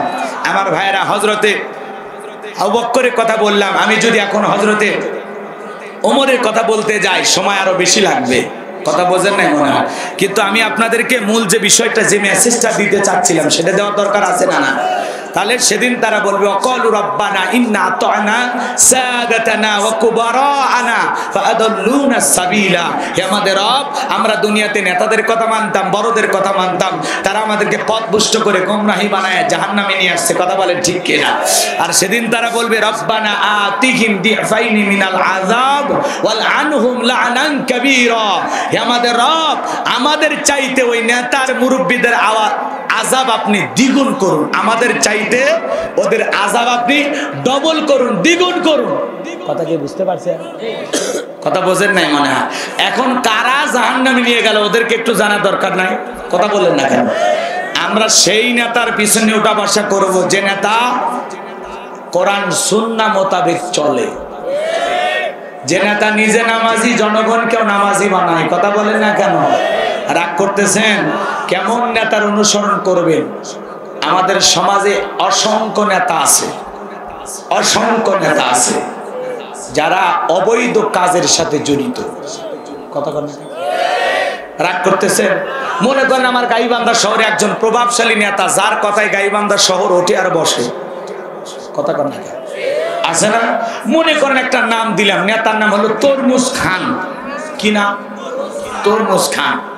থানার ওসি পর্যন্ত দেখলে সালাম আলাইকুম স্যার, কি করতে পারি আপনার জন্য, কি খেদমত করবো, ঠান্ডা না গরম, বসেন স্যার প্লিজ বসেন। আছে না? তো মনে করেন এলাকায় যত ধরনের কাজকর্ম হোক, তারে কিছু না কিছু দেয়া লাগে। আছে না? আছে না? এদিক খেয়াল করেন। তো মনে করেন এলাকায় তালুকদার সাহেব একটা বিল্ডিং করতেছে 5 তলা। এদিক আমি শুধুমাত্র হালকা করে মুখস্থ উন্মোচন করে দিয়ে আপনারা বুঝে ফেলে দেন। এদিক ওই তালুকদার সাহেবের একজন লোক যা বলতেছে, তালুকদার সাহেব বিল্ডিং তো ভালোই বানাইতেছে, আমার বড় ভাই আছে মিষ্টি খাওয়াতে হবে না? বলা মাত্র পকেট থেকে 500 টাকা বের করে দিয়ে বলতেছে বাবা ধরো মিষ্টি খাও। তখন বলে এই মিয়া মজা করেন, আমার বড় ভাইয়ের নাম জানেন? হ্যাঁ, তরমুজ খান, তরমুজ খান, তরমুজ খান। এলাকার সবচেয়ে বড় নেতা নিয়ে পুরো গাইবান্ধা শহর তার কথা ওঠে আর বসে। কত দিতে হবে বাবা? কয় 5 লাখ। কয়তলা বিল্ডিং? কয় 5 তলা। কয় তাহলে 5 লাখ। তালুকদার বলতেছে দিলে লাভ কি, না দিলে লস কি? কয় দিলে বিল্ডিং সুন্দর করে করতে পারবেন, ভাড়া দিয়ে ঝামেলা করলে আমরা দেখে নেব, আর যদি না দেন বিল্ডিং এ যতটুকু কাজ হয়েছে এতটুকু স্টপ, আর কাজ হবে না। বেশি বাড়াবাড়ি করলে পিস্তল জায়গা মতো ঠেকায়া জায়গার দলিল আমাদের নামে হবে। এ কথা কয় না কে? রাগ করতেছে? এই কথা যখন বলে দিয়েছে আমার ভাইয়েরা, তখন বলতেছে ঠিক আছে রবিবারের দিনে আসো, আমি ব্যাংক থেকে টাকাটা তুলে রাখি। 5 লাখ টাকা তুলে রাখছে, ওই টাকা নিয়ে যায় নেতার সামনে দিয়েছে। নেতা বলতেছে এই টাকা পাইলি কই? বলে ওই যে গাইবান্ধা শহরের অমুক জায়গায় বিল্ডিং করতেছে 5 তলা, সেই বিল্ডিং এর 5 লাখ টাকা তালুকদার সাহেব পাঠাইছে। সাবাস, তোর নাম যেন কি কয়? রুবেল। এগুলো লাইনে রুবেল চলে, আজ থেকে তোর নাম বুলেট, বলার আগে ছিদ্র করে দিবি। কথা কয় না কে? তাহলে কি হয়ে গেল? এইটার নাম কি বলেন আপনারা? সাদাবাজি না টেন্ডারবাজি? কথা কয় না কে? ভালো করে বোঝেন, বোঝেন, কথা বোঝেন। এই যে সাদাবাজি করে 5 লাখ টাকা নিয়ে আসলো নেতা, এখন বলে ওখান থেকে 50,000 তোর নিয়ে যা। আজকে 50,000 টাকার বান্ডিল দিল, পরশু দিন আপনার হাতে মদের বোতল তুলে দিল, এরপরে একদিন বলল যা অমুক হোটেলের অমুক এত নাম্বার রুমে তোর জন্য একটা মহিলা অপেক্ষা করতেছে, তোর একটু আদর করবে। কথা কয় না কে? তাহলে যেই নেতা আপনাকে অবৈধ পথে টেন্ডারবাজি, চাঁদাবাজি, হারাম উপার্জন শিখায়, যে নেতা আপনার হাতে মদের বোতল তুলে দেয়, অবৈধ পিস্তল তুলে দেয়, যে নেতা আপনাকে হোটেলে নারী দেয়, ওই নেতার কথায় ওঠা বসা করলে ওই নেতাও জাহান্নামে, আপনিও জাহান্নামে। কথা বলেন ঠিক কিনা? ওই নেতাদের অনুসরণ করা যাবে না। যে নেতা আপনাকে বলবে "এই, আমি তোর ভাই, আমি এলাকার নেতা, আমার কথা বলে কারোর কাছ থেকে 10টা টাকাও নিবি না, তোদের যদি টাকার প্রয়োজন হয় আমারে বলবি, আমি তোর দেব, তা আমার কোন জনগণের কাছে কোনো চাঁদা দাবি করতে পারবি?" যে নেতা আজান হওয়ার পরে বলে "এই, আজান হয়েছে, চলো মসজিদে যা", কথা বলে না কেন? যে নেতা নিজেও নামাজ পড়ে, কর্মীদেরকেও নামাজি বানায়, যে নেতা আজান হলে নিজে ইমামতি করে কর্মীদেরকে নামাজ আদায় করে, এরকম নেতার অনুসরণ করতে হবে, কথা বলে ঠিক কি না? কিন্তু যে নেতা আপনাকে টেন্ডারবাজি, চাঁদাবাজি শিখায়, আপনাকে অবৈধ পিস্তল তুলে দেয়, এলাকার মানুষের জায়গা জমি জোরপূর্বক দখল করে, দোকান থেকে চাঁদা তোলে, যেই নেতা আপনাকে অবৈধ পিস্তল তুলে দে বলে উমুককে খুন কর, আপনি নেতার কথা শুনে ভালো মানুষটাকে খুন করলেন, কথা বলেন না কেন? এই সমস্ত নেতাদের কারণে ওই নেতারাও অপরাধ করে জাহান্নামে যাবে, আর তাদের সাথে থেকে আপনি তাদের ছায়ায় বড় হয়ে লালন পালন হয়ে ওই নেতার থাকে আপনি জাহান্নামে যাবেন। আর সেদিন তারা বলবে রব্বানা আতিহিম দিফাইনি মিনাল আযাব ওয়াল আনহুম লা'নান কাবীরা, হে আমাদের রব, এই সেই নেতা, এর কারণে জাহান্নামে আসছে, এ আমারে মদল বোতল দিয়েছিল, পিস্তল দিয়েছিল, এ টেন্ডারবাজি চাঁদাবাজি শিখাইছে, এ হোটেলে অবৈধ নারী দিয়েছিল, এর কারণে আমি জাহান্নামে আসছি। আল্লাহ, এ চাইলে আমারে ভালো বানাইতে পারতো, কোরআন সুন্নাহর পথে পরিচালিত করতে পারতো, এই নেতার কারণে আমি জাহান্নামে আসছি, এর কারণে আমি অন্যায় অপরাধ করেছি, আল্লাহ আমার চাইতে আর আযাব আপনি দ্বিগুণ করেন। এই সেই নেতা ধরেন, কষ্ট পাচ্ছেন আপনারা, বিরক্ত হইতেছে। শোনেন, মুরব্বী চেনেন না? মুরব্বী চেনেন না? যার কথা আপনি ওটা বসা করেন মুরব্বী। আমরা কিন্তু কম বেশি সবাই একজনকে মুরব্বী মানি, কথা কয় না কেন? রাগ করতেছেন আপনারা? এদিক মুরব্বীর উদাহরণ বলতে 2 মিনিট লাগবে, এদিক তারপরে আমাদের আরো 2টা আয়াত আছে, এদিক খেয়াল করেন ভাই। কষ্ট পাচ্ছেন আপনারা? আমি কিন্তু বাস্তবতার আলোকে কথাগুলো বলতেছি, এগুলো ভালো লাগতেও পারে, নাও লাগতে পারে, সেটা আপনাদের ব্যাপার। এদিক খেয়াল করেন, ওই মুরব্বী, তাকে আপনি মুরব্বী মানে, ধরেন আপনি একটা ধর্ষণ করছেন, এইবার এসে কি বলতেছে যে বড় ভাই ঘটনা ঘটে গেছে, কি হয়েছে? কইতো আমি তো এই কাজ করে ফেলেছি। চুপ কর, বিচার আচার কে করে? আমরাই করি, চুপ। কথা বলছেন না? তাই বিচার সালিশের নামে ধর্ষকের আবার কিসের বিচার?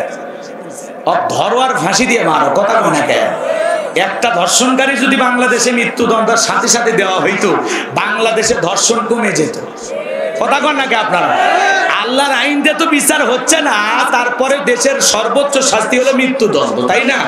এ দেশের নিয়ম অনুযায়ী যদি ধর্ষককে ধরেই প্রমাণিত হওয়ার সাথে সাথে যদি ফাঁসি দেওয়া হতো, তাও অনেকটা ধর্ষণ কমে যেত। ধর্ষণের আসামি 6 মাস জেলখানা থেকে উকিলের মার পেছে বার হয়ে যারা ধর্ষণ করছে ওর সামনে বের হয়ে দাঁত বের করে খিলখিল করে হাসে, কথা কন নাকি? এই তো বিচার আচারের অবস্থা। সামনের দিকে যায়, কষ্ট হচ্ছে আপনাদের। মদের বোতল নিয়ে গ্রেপ্তার হয়, ওদের কোনো সমস্যা নেই।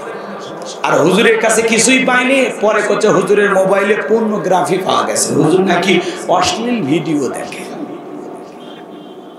হুজুর একলাই দেখে, আর দুনিয়ার কেউ মনে হয় দেখে না। তাহলে ওই অশ্লীল ভিডিওগুলো যে এত মিলিয়ন বিলিয়ন ভিউ হয়, কে দেখে? এ কথা বল না কেন? ভালো জিনিসের ভিডিওর ভিউ কম না, খারাপ জিনিসের ভিডিওর ভিউ বেশি না?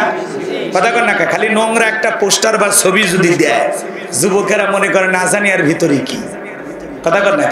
এই মোবাইল যার কাছে আছে, ঢুকলেই আপনি দেখবেন খারাপ জিনিস চলে আসছে।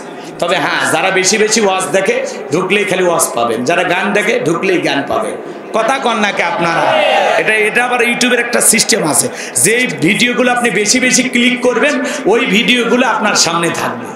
কথাকে বোঝা গেল? রাগ করতেছেন মনে হয়, বিরক্ত হইতেছে। ওই মুরব্বী এখন বিচারের নামে বলতেছে, শোনেন, আপনার মেয়ের সাথে ভুল করেই ফেলে দিয়েছে, যখন ছোট মানুষ, মাথা গরম ছিল, মাফ করে দেন। ওই 1 লাখ টাকা দেবে, আমি 1 লাখ দেবো, 2 লাখ টাকা দেয় অন্য কোথাও বিবাহ দিয়ে দেন। একটা মেয়ের ইজ্জতের দাম 2 লাখ টাকা, আর এটা বিচার তোর মেয়ের সাথে যদি হইতো, এই মুরব্বী, কথা কয় না কে?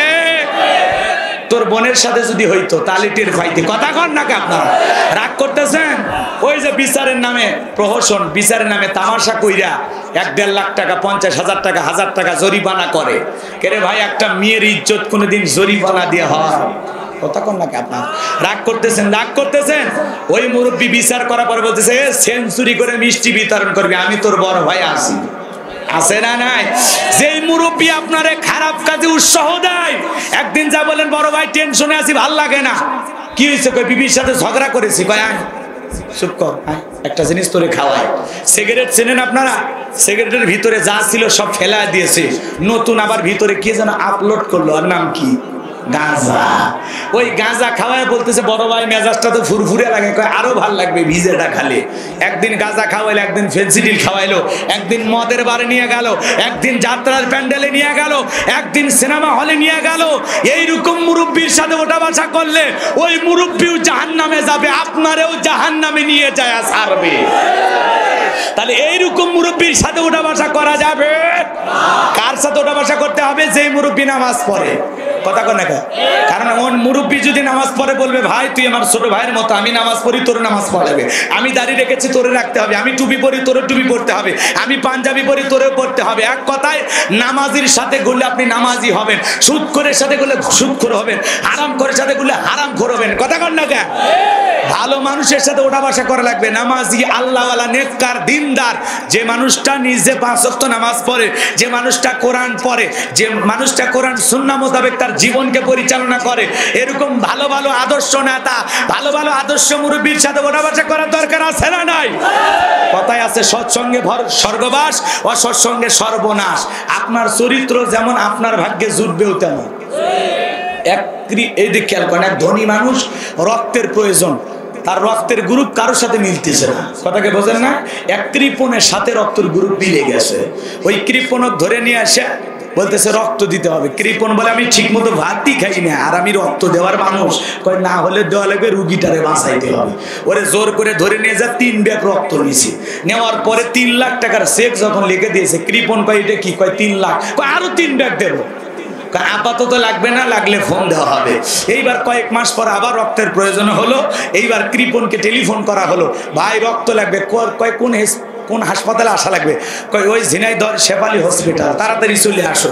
দৌড়ে চলে আসছে, রুগী আসার আগে কৃপণ আছে হাজির, 3 ব্যাগ রক্ত দিয়ে বসে আছে। এইবার ওই বেচারা 2 টাকার নোট 5টা, তার মানে কয় টাকা? 10 টাকা। তার 3টা সেরা, 2টে অসল, কোনো মতে কম সোজা করে দেখে আছে। এই টাকা যখন হাতে দিয়েছে, কৃপণ কয় এটা কি? কয় 10 টাকা।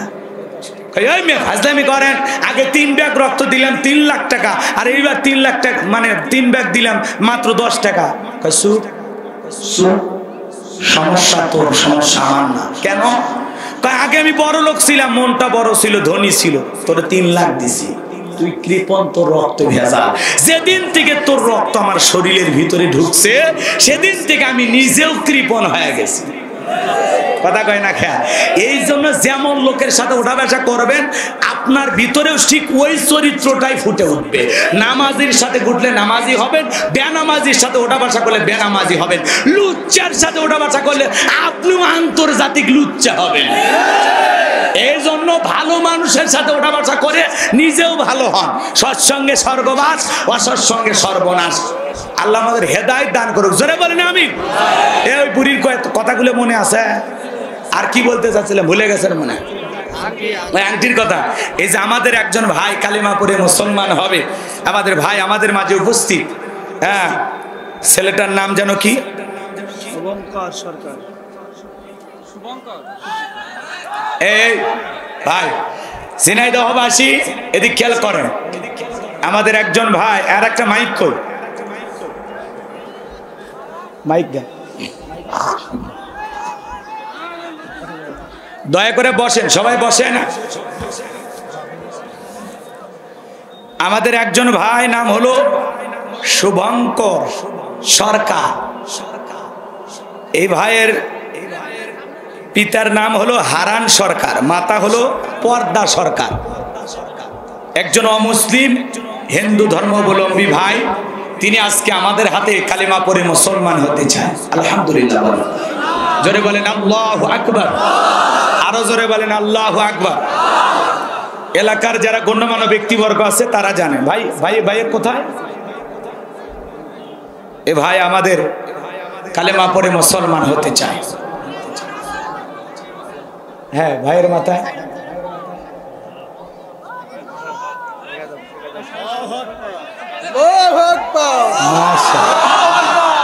আমি একটা টুপি নিয়ে আসছি, মনে মনে ভাবলাম টুপিটা দেব, কিন্তু আমার রিয়াদ বকুল ভাই মনটা উদার, উনি আগে দিয়েছেন, আল্লাহ কবুল করেন, জোরে বলেন আমিন। তো এদিক খেয়াল করেন, মাইকটা এনার হাতে দেন। ভাই আপনাকে কি কেউ মুসলমান হওয়ার জন্য জোর করছে, ধমক দিছে? একটু মাইকে বলেন। কেউ কি আপনার টাকার লোভ দেখাইছে? কেউ কি হুমকি দিছে যে মুসলমান হতে হবে? নিজের ইচ্ছাই হচ্ছেন, শখ জ্ঞানে। মুসলমান হওয়ার পিছনে আপনার কারণ কি? কারো বয়ান শুনছেন, বাবার শুনছেন? আমি তো হিন্দু ছিলাম, হ্যাঁ, সবার সাথে হিন্দুদের মেলামেশা করেছি। হিন্দু ধর্মের কোনো সত্য কিছু নেই, মুসলমান ধর্মের সত্য সবই সত্য। মাশাআল্লাহ মাশাআল্লাহ। আল্লাহ যখন কাউকে হেদায়েত দেয় এভাবেই কবুল করে, লিল্লাহি তাকবীর। কেউ তাকে জোর করে নাই, সে নিজের স্বইচ্ছায় বুঝতে পেরেছেন যে তার ধর্মে যেগুলো হচ্ছে এগুলোতে তিনি কুল কিনারা খুঁজে পাচ্ছেন না, নিঃসন্দেহে একটা বিভ্রান্তিকর এবং ভুল পথে আছেন, এটা গোমরাহির পথ, পথভ্রষ্ট। এটা যখন তিনি অনুধাবন করতে পেরেছেন, আবার শুভঙ্কর সরকার আমাদের এই প্রিয় ভাই বুঝতে পেরেছেন ইসলাম একমাত্র আল্লাহর কাছে মনোনীত ধর্ম, ইন্না দীনা ইনদাল্লাহিল ইসলাম, বলেন আল্লাহু আকবার। ইসলাম যে একটা শ্রেষ্ঠ ধর্ম, সত্য ধর্ম, এটা যখন সে বুঝতে পেরেছে, নিজে থেকে কালেমা পড়ে মুসলমান হতে চাই, বলেন আল্লাহু আকবার। আমার সাথে তুমি পড়ো, তোমার কোনো ভয় নাই, আমরা তোমার সাথে আছি। তাহলে এলাকার কেউ জোর করে নাই, মাশাআল্লাহ, কেউ জোর। ভাই আপনারা কই? এভিডেভিটের কাগজ তো আছে আপনার, না? এভিডেভিটের কাগজ আছে?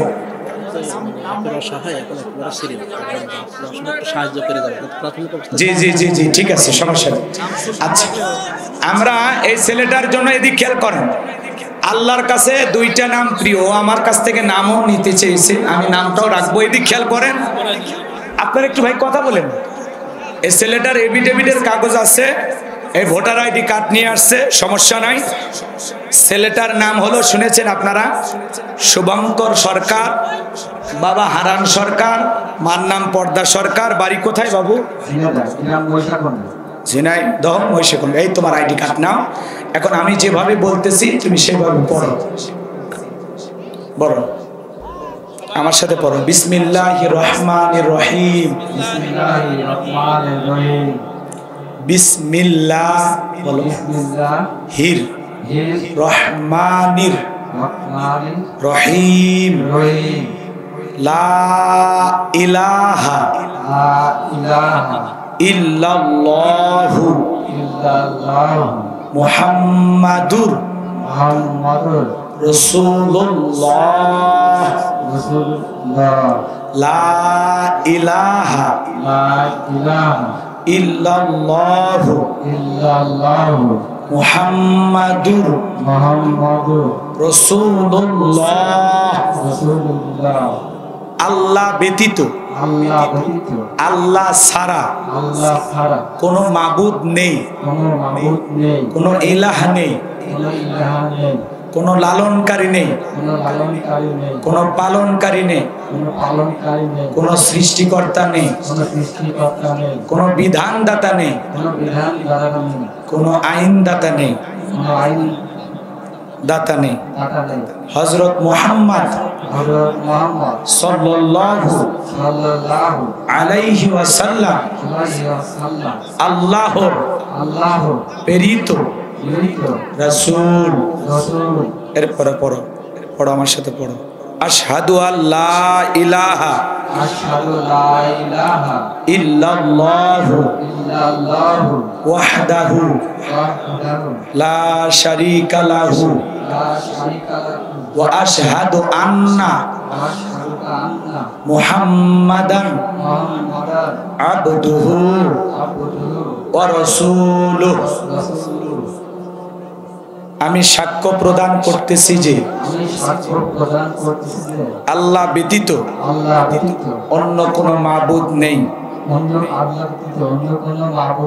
তিনি এক, তাহার কোনো অংশীদার নেই, এবং আমি আরো আরো সাক্ষ্য প্রদান করতেছি যে সাক্ষ্য প্রদান করতেছি যে নিশ্চয় নিশ্চয় হযরত হযরত মুহাম্মদ মুহাম্মদ সাল্লাল্লাহু সাল্লাল্লাহু আলাইহি ওয়াসাল্লাম আলাইহি ওয়াসাল্লাম আল্লাহর আল্লাহর প্রেরিত প্রেরিত বান্দা বান্দা ও রাসূল। রাসূল। আজ থেকে আমাদের এই প্রিয় ভাই কালেমা পড়ে মুসলমান হয়েছেন। এগুলো বিষয় ইসলামের খুঁটিনাটি আস্তে আস্তে শিখে নেবেন ইনশাআল্লাহ। নামাজের যে বিষয়টা সেগুলো শিখতে হবে। আল্লাহ পাক যেন আমার ভাইকে কোরআন আর ইসলামের জন্য কবুল করেন। আর আল্লাহর কাছে দুইটা নাম প্রিয়, একটা হলো আব্দুল্লাহ আর একটা আব্দুর রহমান। আজ থেকে আমি আমার এই ভাইয়ের নাম আব্দুল্লাহ রাখতে চাই। আল্লাহ কবুল করেন, জোরে বলেন আমিন। আমার এই ভাইয়ের নাম আজ থেকে আব্দুল্লাহ, আল্লাহর গোলাম। আল্লাহ যেন তার খাঁটি গোলাম হিসেবে আমার এই ভাইটাকে কবুল করেন। যে আশা ইসলাম ধর্ম গ্রহণ করেছেন, আল্লাহ পাক যেন জান্নাতের সুউচ্চ মাকাম তাকে দান করেন, জোরে বলেন আমিন।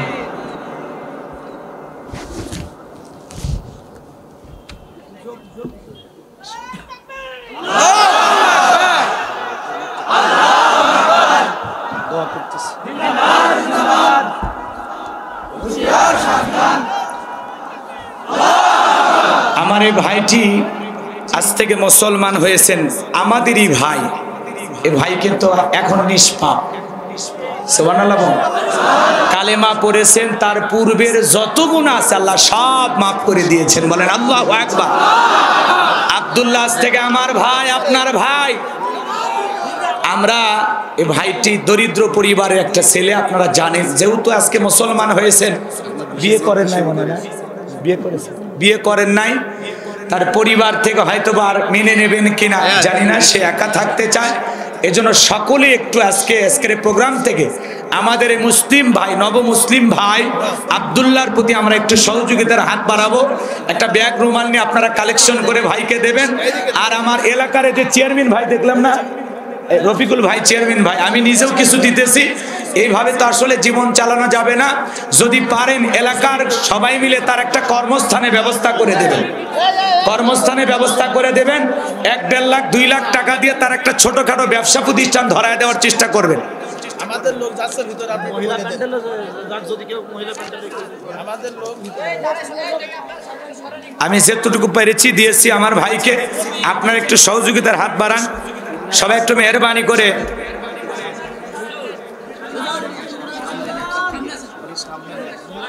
আমার ভাই এদিক, আংটি আংটি আচ্ছা বলে দিচ্ছি শোনেন। আমার এই ভাইয়ের জন্য মহিলা প্যান্ডেল আমার মা বোনেরা নব মুসলিম ভাইয়ের জন্য দেবেন। কিন্তু এলাকায় একটা আমি এমন মানুষ চাই যে আমার এই ভাইয়ের জন্য একটা কর্মস্থানের ব্যবস্থা করে দেবেন। এলাকায় অনেক ক্লাব থাকে, বিভিন্ন উদ্যোগ থাকে, তারা ভাইকে 1-1.5 লাখ টাকা দিয়ে একটা ব্যবসা প্রতিষ্ঠান ধরায় দিবেন। নবমুসলিম হওয়ার পরে অনেকেই বিভিন্ন জায়গায় চায়, আসলে এটা আমাদের খারাপ দেখায়, তাই না ভাই? এই জন্য আমরা চাই আমার এই যুবক ভাই যেন একটা কর্মের খোঁজ পায়। আপনার যেন একটা কর্মস্থানের ব্যবস্থা করে দিতে পারেন। চেয়ারম্যান ভাই গেল কই? উনি ওই যে চেয়ারম্যানে দাঁড়াইছে, ফেল করছে, উনি কই গেল? চলে গেছে। তাহলে আপনি একটু দায়িত্ব নেবেন, ভাইয়ের একটা কর্মস্থানের ব্যবস্থা করেন। রফিকুল ভাই 2-1 লাখ টাকা দিয়ে সহযোগিতা করে, অথবা যে কোনো একটা কাজের ব্যবস্থা। নেতা ভাই আপনি একটু দায়িত্ব নেন, যেহেতু আমাদেরই ভাই, আজ থেকে সে আমাদের ভাই হয়েছে। আমাদের রফিকুল ভাই, আপনি না, রিজাউল ইসলাম বাবুল ভাই, উনি আজ থেকে ভাইয়ের দায়িত্ব নিয়েছেন। জোরে বলেন মারহাবা। তিনি ব্যবসা প্রতিষ্ঠান অথবা যে কোনো একটা কর্মের ব্যবস্থা করে দেবেন। আমরা চাই আমাদের ভাই যুবক মানুষ কারো কাছে হাত পাতবে, এটা আমরা চাই না। এজন্য আজকে আপনারা একটু বিপুল পরিমাণে সহযোগিতার হাত বানান, যাতে এই টাকা দিয়ে চলতে পারে। ইনশাল্লাহ ইনশাল্লাহ মাশাআল্লাহ। এই যে আলেম ভাই, ইনিও দায়িত্ব নিয়েছেন। আমার এই যে মুয়াজ্জিম ভাই, ইনিও উদার, অনেক টাকা পয়সা নেওয়ার মনে আছে। আপনি একটু সহযোগিতার হাত বাড়ান ভাইয়ের জন্য, নবী মুসলিম ভাইয়ের জন্য। আমার মা বোনেরা ব্যাগ গেছে, আপনারা দয়া করে টাকাগুলো মঞ্চে পাঠায় দেন। বসো ভাইয়া, বসো বসো, তুমি বসো। আব্দুল্লাহ ভাই আজ থেকে আমাদের ভাই। আব্দুল্লাহর জন্য আপনারা দোয়া করবেন, আল্লাহ পাক যেন বিশ্ব নবীর সাহাবীদের মতো তার জীবনটাকে কবুল করেন। জোরে বলেন আমিন। এটা আপনার, আমার ছেলে, আমার জামাইটা অ্যাক্সিডেন্ট করে রোডের পরে গাড়ি দিয়ে রয়েছে, আপনার সাথে একটু দেখা করতে দোয়া চাই। তার মা দিয়ে আপনার এইটা হচ্ছে আপনার ব্যক্তিগতভাবে আমার জামাই ছেলেদের দিয়েছে, একটু দোয়া করবেন তাদের সাথে। আচ্ছা, মানে দোয়ার জন্য দিয়েছে। আচ্ছা ঠিক আছে, আপনার ওই গাড়ি তো ওখানে আসছে। আচ্ছা আচ্ছা, দেয়া করবো না ইনশাল্লাহ, ইনশাল্লাহ দেয়া করবো নি। আমাদের নবমুসলিম ভাই, ভাই আজকের মাহফিলের দোয়া কবুল হবে, এটা কি আপনারা বিশ্বাস করেন? আমাদের একজন অন্য ধর্মাবলম্বী ভাই শুভঙ্কর সরকার থেকে আব্দুল্লাহ হয়েছেন। এই যে একটা ভালো লাগার মুহূর্ত, এটা একটা আনন্দের বিষয়, কথা বলেন না কেন? আল্লাহর দয়ায় আল্লাহ তাকে হেদায়েতের পথে কবুল করেছেন। আমাদের মুসলমান ভাইয়ের জন্য আমরা প্রাণ ভরে দোয়া করব, আল্লাহ কবুল করেন। জোরে বলেন আমিন, আরো জোরে বলেন আমিন। আমার ভাইয়েরা একটু বসেন, সবাই বসেন।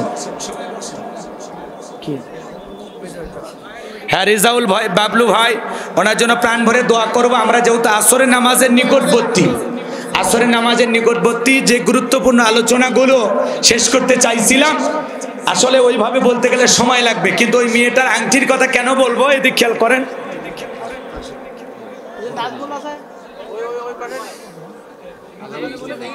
ভাই বসুক, আচ্ছা বসতে দেন। আপনার টাকাগুলো এইদিকে দেন ভাই, টাকাগুলো মঞ্চে পৌঁছায় দেন।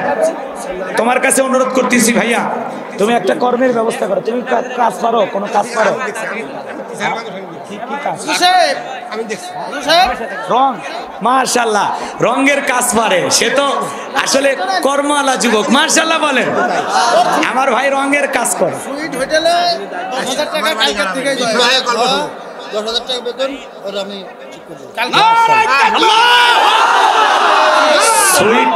সুইট হোটেলের মালিক তাকে চাকরি দিলেন, 10,000 টাকা বেতন দেবে, 3 বেলা খাওয়া ফ্রি। মারহাবা কর ভাই, যদি মনে চায় চাকরিটা করতে পারেন, আল্লাহ কবুল করেন। জোরে বলেন আমিন। করবা, আল্লাহ কবুল করুক। জোরে বলেন। এভাবে এগিয়ে যাবা, একদিন দেখা যাচ্ছে আল্লাহ তোমারে নিজে হোটেলের মালিক বানায় দেবে। আল্লাহ চাইলে পারে না? আমার ভাইয়ের জন্য, ভাই না তুমি না, টাকাগুলো এক জায়গায় করে আপনারা দেন, টাকাগুলো সব এক জায়গায় করে আমার ভাইকে দেন। আপনারা সবাই একটু বসেন, আমরা দোয়ার দিকে যাই। এইবার শোনেন, পরের দিন সকালবেলা নদীতে একটা মাছ পাওয়া গেছে। ওই মাছটা এলাকার উনি প্রভাবশালী ছিলেন, এই জন্য ওই মানুষ জেলেরা এসে তাকে মাছটা দিয়েছেন। আর সে ব্যক্তি মাছটা পাওয়ার পরে তার মেয়েটাকে বললেন, মা এই মাছটা কুটে তুমি রান্না করো। মেয়েটা বিসমিল্লাহির রহমানির রহিম বইলা যখন কোটা শুরু করছে, এখন তো মা বোনেরা বিসমিল্লাহ পড়ে না, এখন তরকারি কোটে আর স্টার জলসা দেখে। এ কথা কর না কেন? আগেকার মা বোনেরা বিসমিল্লাহ বইলে পাতিলে চাল দিত আর পাতিলে রান্না ভালো লাগতো। এখন তো আর বিসমিল্লাহ বলে না, স্টার জলসা দেখতে দেখতে পাতিলে চাল দেয়, স্টার জলসা দেখতে দেখতে তরকারি মাখায়া দেয়। এই জন্য তরকারির আর স্বাদ নাই। এ কথা কর না কেন? মেয়েটা, হ্যাঁ চাচা ঠিক আছে, ইনশাআল্লাহ সবাই উদ্যোগ নিচ্ছেন, আলহামদুলিল্লাহ। আমি চাই আমার আব্দুল্লাহ ভাই ইসলাম গ্রহণ করে মাথা উঁচু করে যেন আল্লাহর জমিনে বেঁচে থাকতে পারেন। আল্লাহ তৌফিক দান করেন। জোরে বলেন আমিন, আরো জোরে বলেন আমিন। এইবার খেয়াল করেন, এইবার মেয়েটা বিসমিল্লাহির রহমানির রহিম বইলা মাছটা কোটা শুরু করছে। বিসমিল্লাহির রহমানির রহিম বইলা যখন মাছটা কোটা শুরু করেছে, আমার ভাইয়েরা, মাছের ভুঁড়িতে খালি ভুঁড়ি থাকে না, আরো কিছু থাকে। ওই ভুঁড়ির ভিতরে যায় দেখে ওই সে আংটি, আংটিটা ধুইয়া সুন্দর করে পকেটে রেখে দিয়েছেন। দুপুরবেলা খাওয়া শেষে বাবা যখন জিজ্ঞাসা করেছে, মা আংটিটা কোথায়? বিসমিল্লাহির রহমানির রহিম বলে যখন পকেট থেকে বের করে দিয়েছে, বাবা অবাক হয়ে গেছে, কিভাবে সম্ভব? আমি নিজের হাতে ফেলে দিলাম, সেইটা আবার মেয়ের কাছে কিভাবে আসলো? তার মানে মেয়ে যে ধর্ম গ্রহণ করেছে, এই ধর্ম শ্রেষ্ঠ ধর্ম, এতে কোনো সন্দেহ নাই। তখন ইহুদি বাবা আর ইহুদি মা মেয়ে ইসলাম ধর্ম গ্রহণ করেছেন। মেয়ের এই আমল চলাফেরা দেখে, আল্লাহ রাব্বুল আলামিনের একটি আয়াতের পাওয়ার দেখে, তখন ইহুদি স্বামী স্ত্রী কালেমা পড়ে মুসলমান হয়ে গেল। বলেন আল্লাহু আকবার, আরো জোরে বলেন আল্লাহু আকবার। এই জন্য ইসলামের সুশীতল ছায়াতলে আমার ভাই আশ্রয় গ্রহণ করেছেন। আমরা আমার ভাইয়ের জন্য কলিজা উজাড় করে দোয়া করি, আল্লাহ তুমি তোমার গোলামকে খালিদ বিন ওয়ালিদের মতো কবুল করো। জোরে বলেন আমিন। ঝিনাইদহবাসী আমরা ছোট মানুষ, কোরআনের ময়দানে বয়ান করি, আমাদের হাতে দুই একজন মানুষ যখন কালিমা পড়ে ইসলাম ধর্ম গ্রহণ করে তখন গর্বে বুকটা ভরে ওঠে। আল্লাহর কাছে মনে হয়, আল্লাহর কাছে দয়া চাই যে আল্লাহ আরো দয়া করো, আরো যেন যারা অন্য ধর্মাবলম্বী আছে তারা যেন আস্তে আস্তে ইসলাম যে সত্য ধর্ম এটা বুঝে যেন ইসলামের ভিতরে প্রবেশ করেন, কালেমার মালা গলায় পড়েন এবং দলে দলে মানুষ যেন ইসলামের ভিতরে প্রবেশ করেন। আল্লাহ কবুল করেন, জোরে বলেন আমিন। আমরা দিল উজাড় করে আমার ভাইয়ের জন্য দোয়া করব, আমরা দিল উজাড় করে সকলের জন্য দোয়া করব। সকলে দরুদ ইব্রাহিম পড়ুন ভাই, সকলে এখন দোয়ার দিকে যাব। আল্লাহুম্মা সাল্লি আলা মুহাম্মাদ ওয়া আলা আলি মুহাম্মাদ কামা সাল্লাইতা আলা ইব্রাহিম ওয়া আলা আলি ইব্রাহিম ইন্নাকা হামিদুম মাজিদ। আল্লাহুম্মা বারিক আলা মুহাম্মাদ ওয়া আলা আলি মুহাম্মাদ কামা বারাকতা আলা ইব্রাহিম ওয়া আলা আলি ইব্রাহিম ইন্নাকা হামিদুম মাজিদ। বসো ভাইয়া, তোমাকে নিয়ে দোয়া করব। বাবা তোমরা পরে ছবি উঠায়, ঠিক আছে? আসরের নামাজ নিকটবর্তী, আর লম্বা সময় বক্তৃতা করা গেল না, দুইটা আয়াত বাকি থেকে গেল। ওই যে বৃদ্ধা নারীর ঘটনাটাও বাকি থেকে গেল। এখন যা হয়েছে মেনে নেন, আর এত চিল্লাপাল্লা করি না ভাই, দোয়া করে দিন।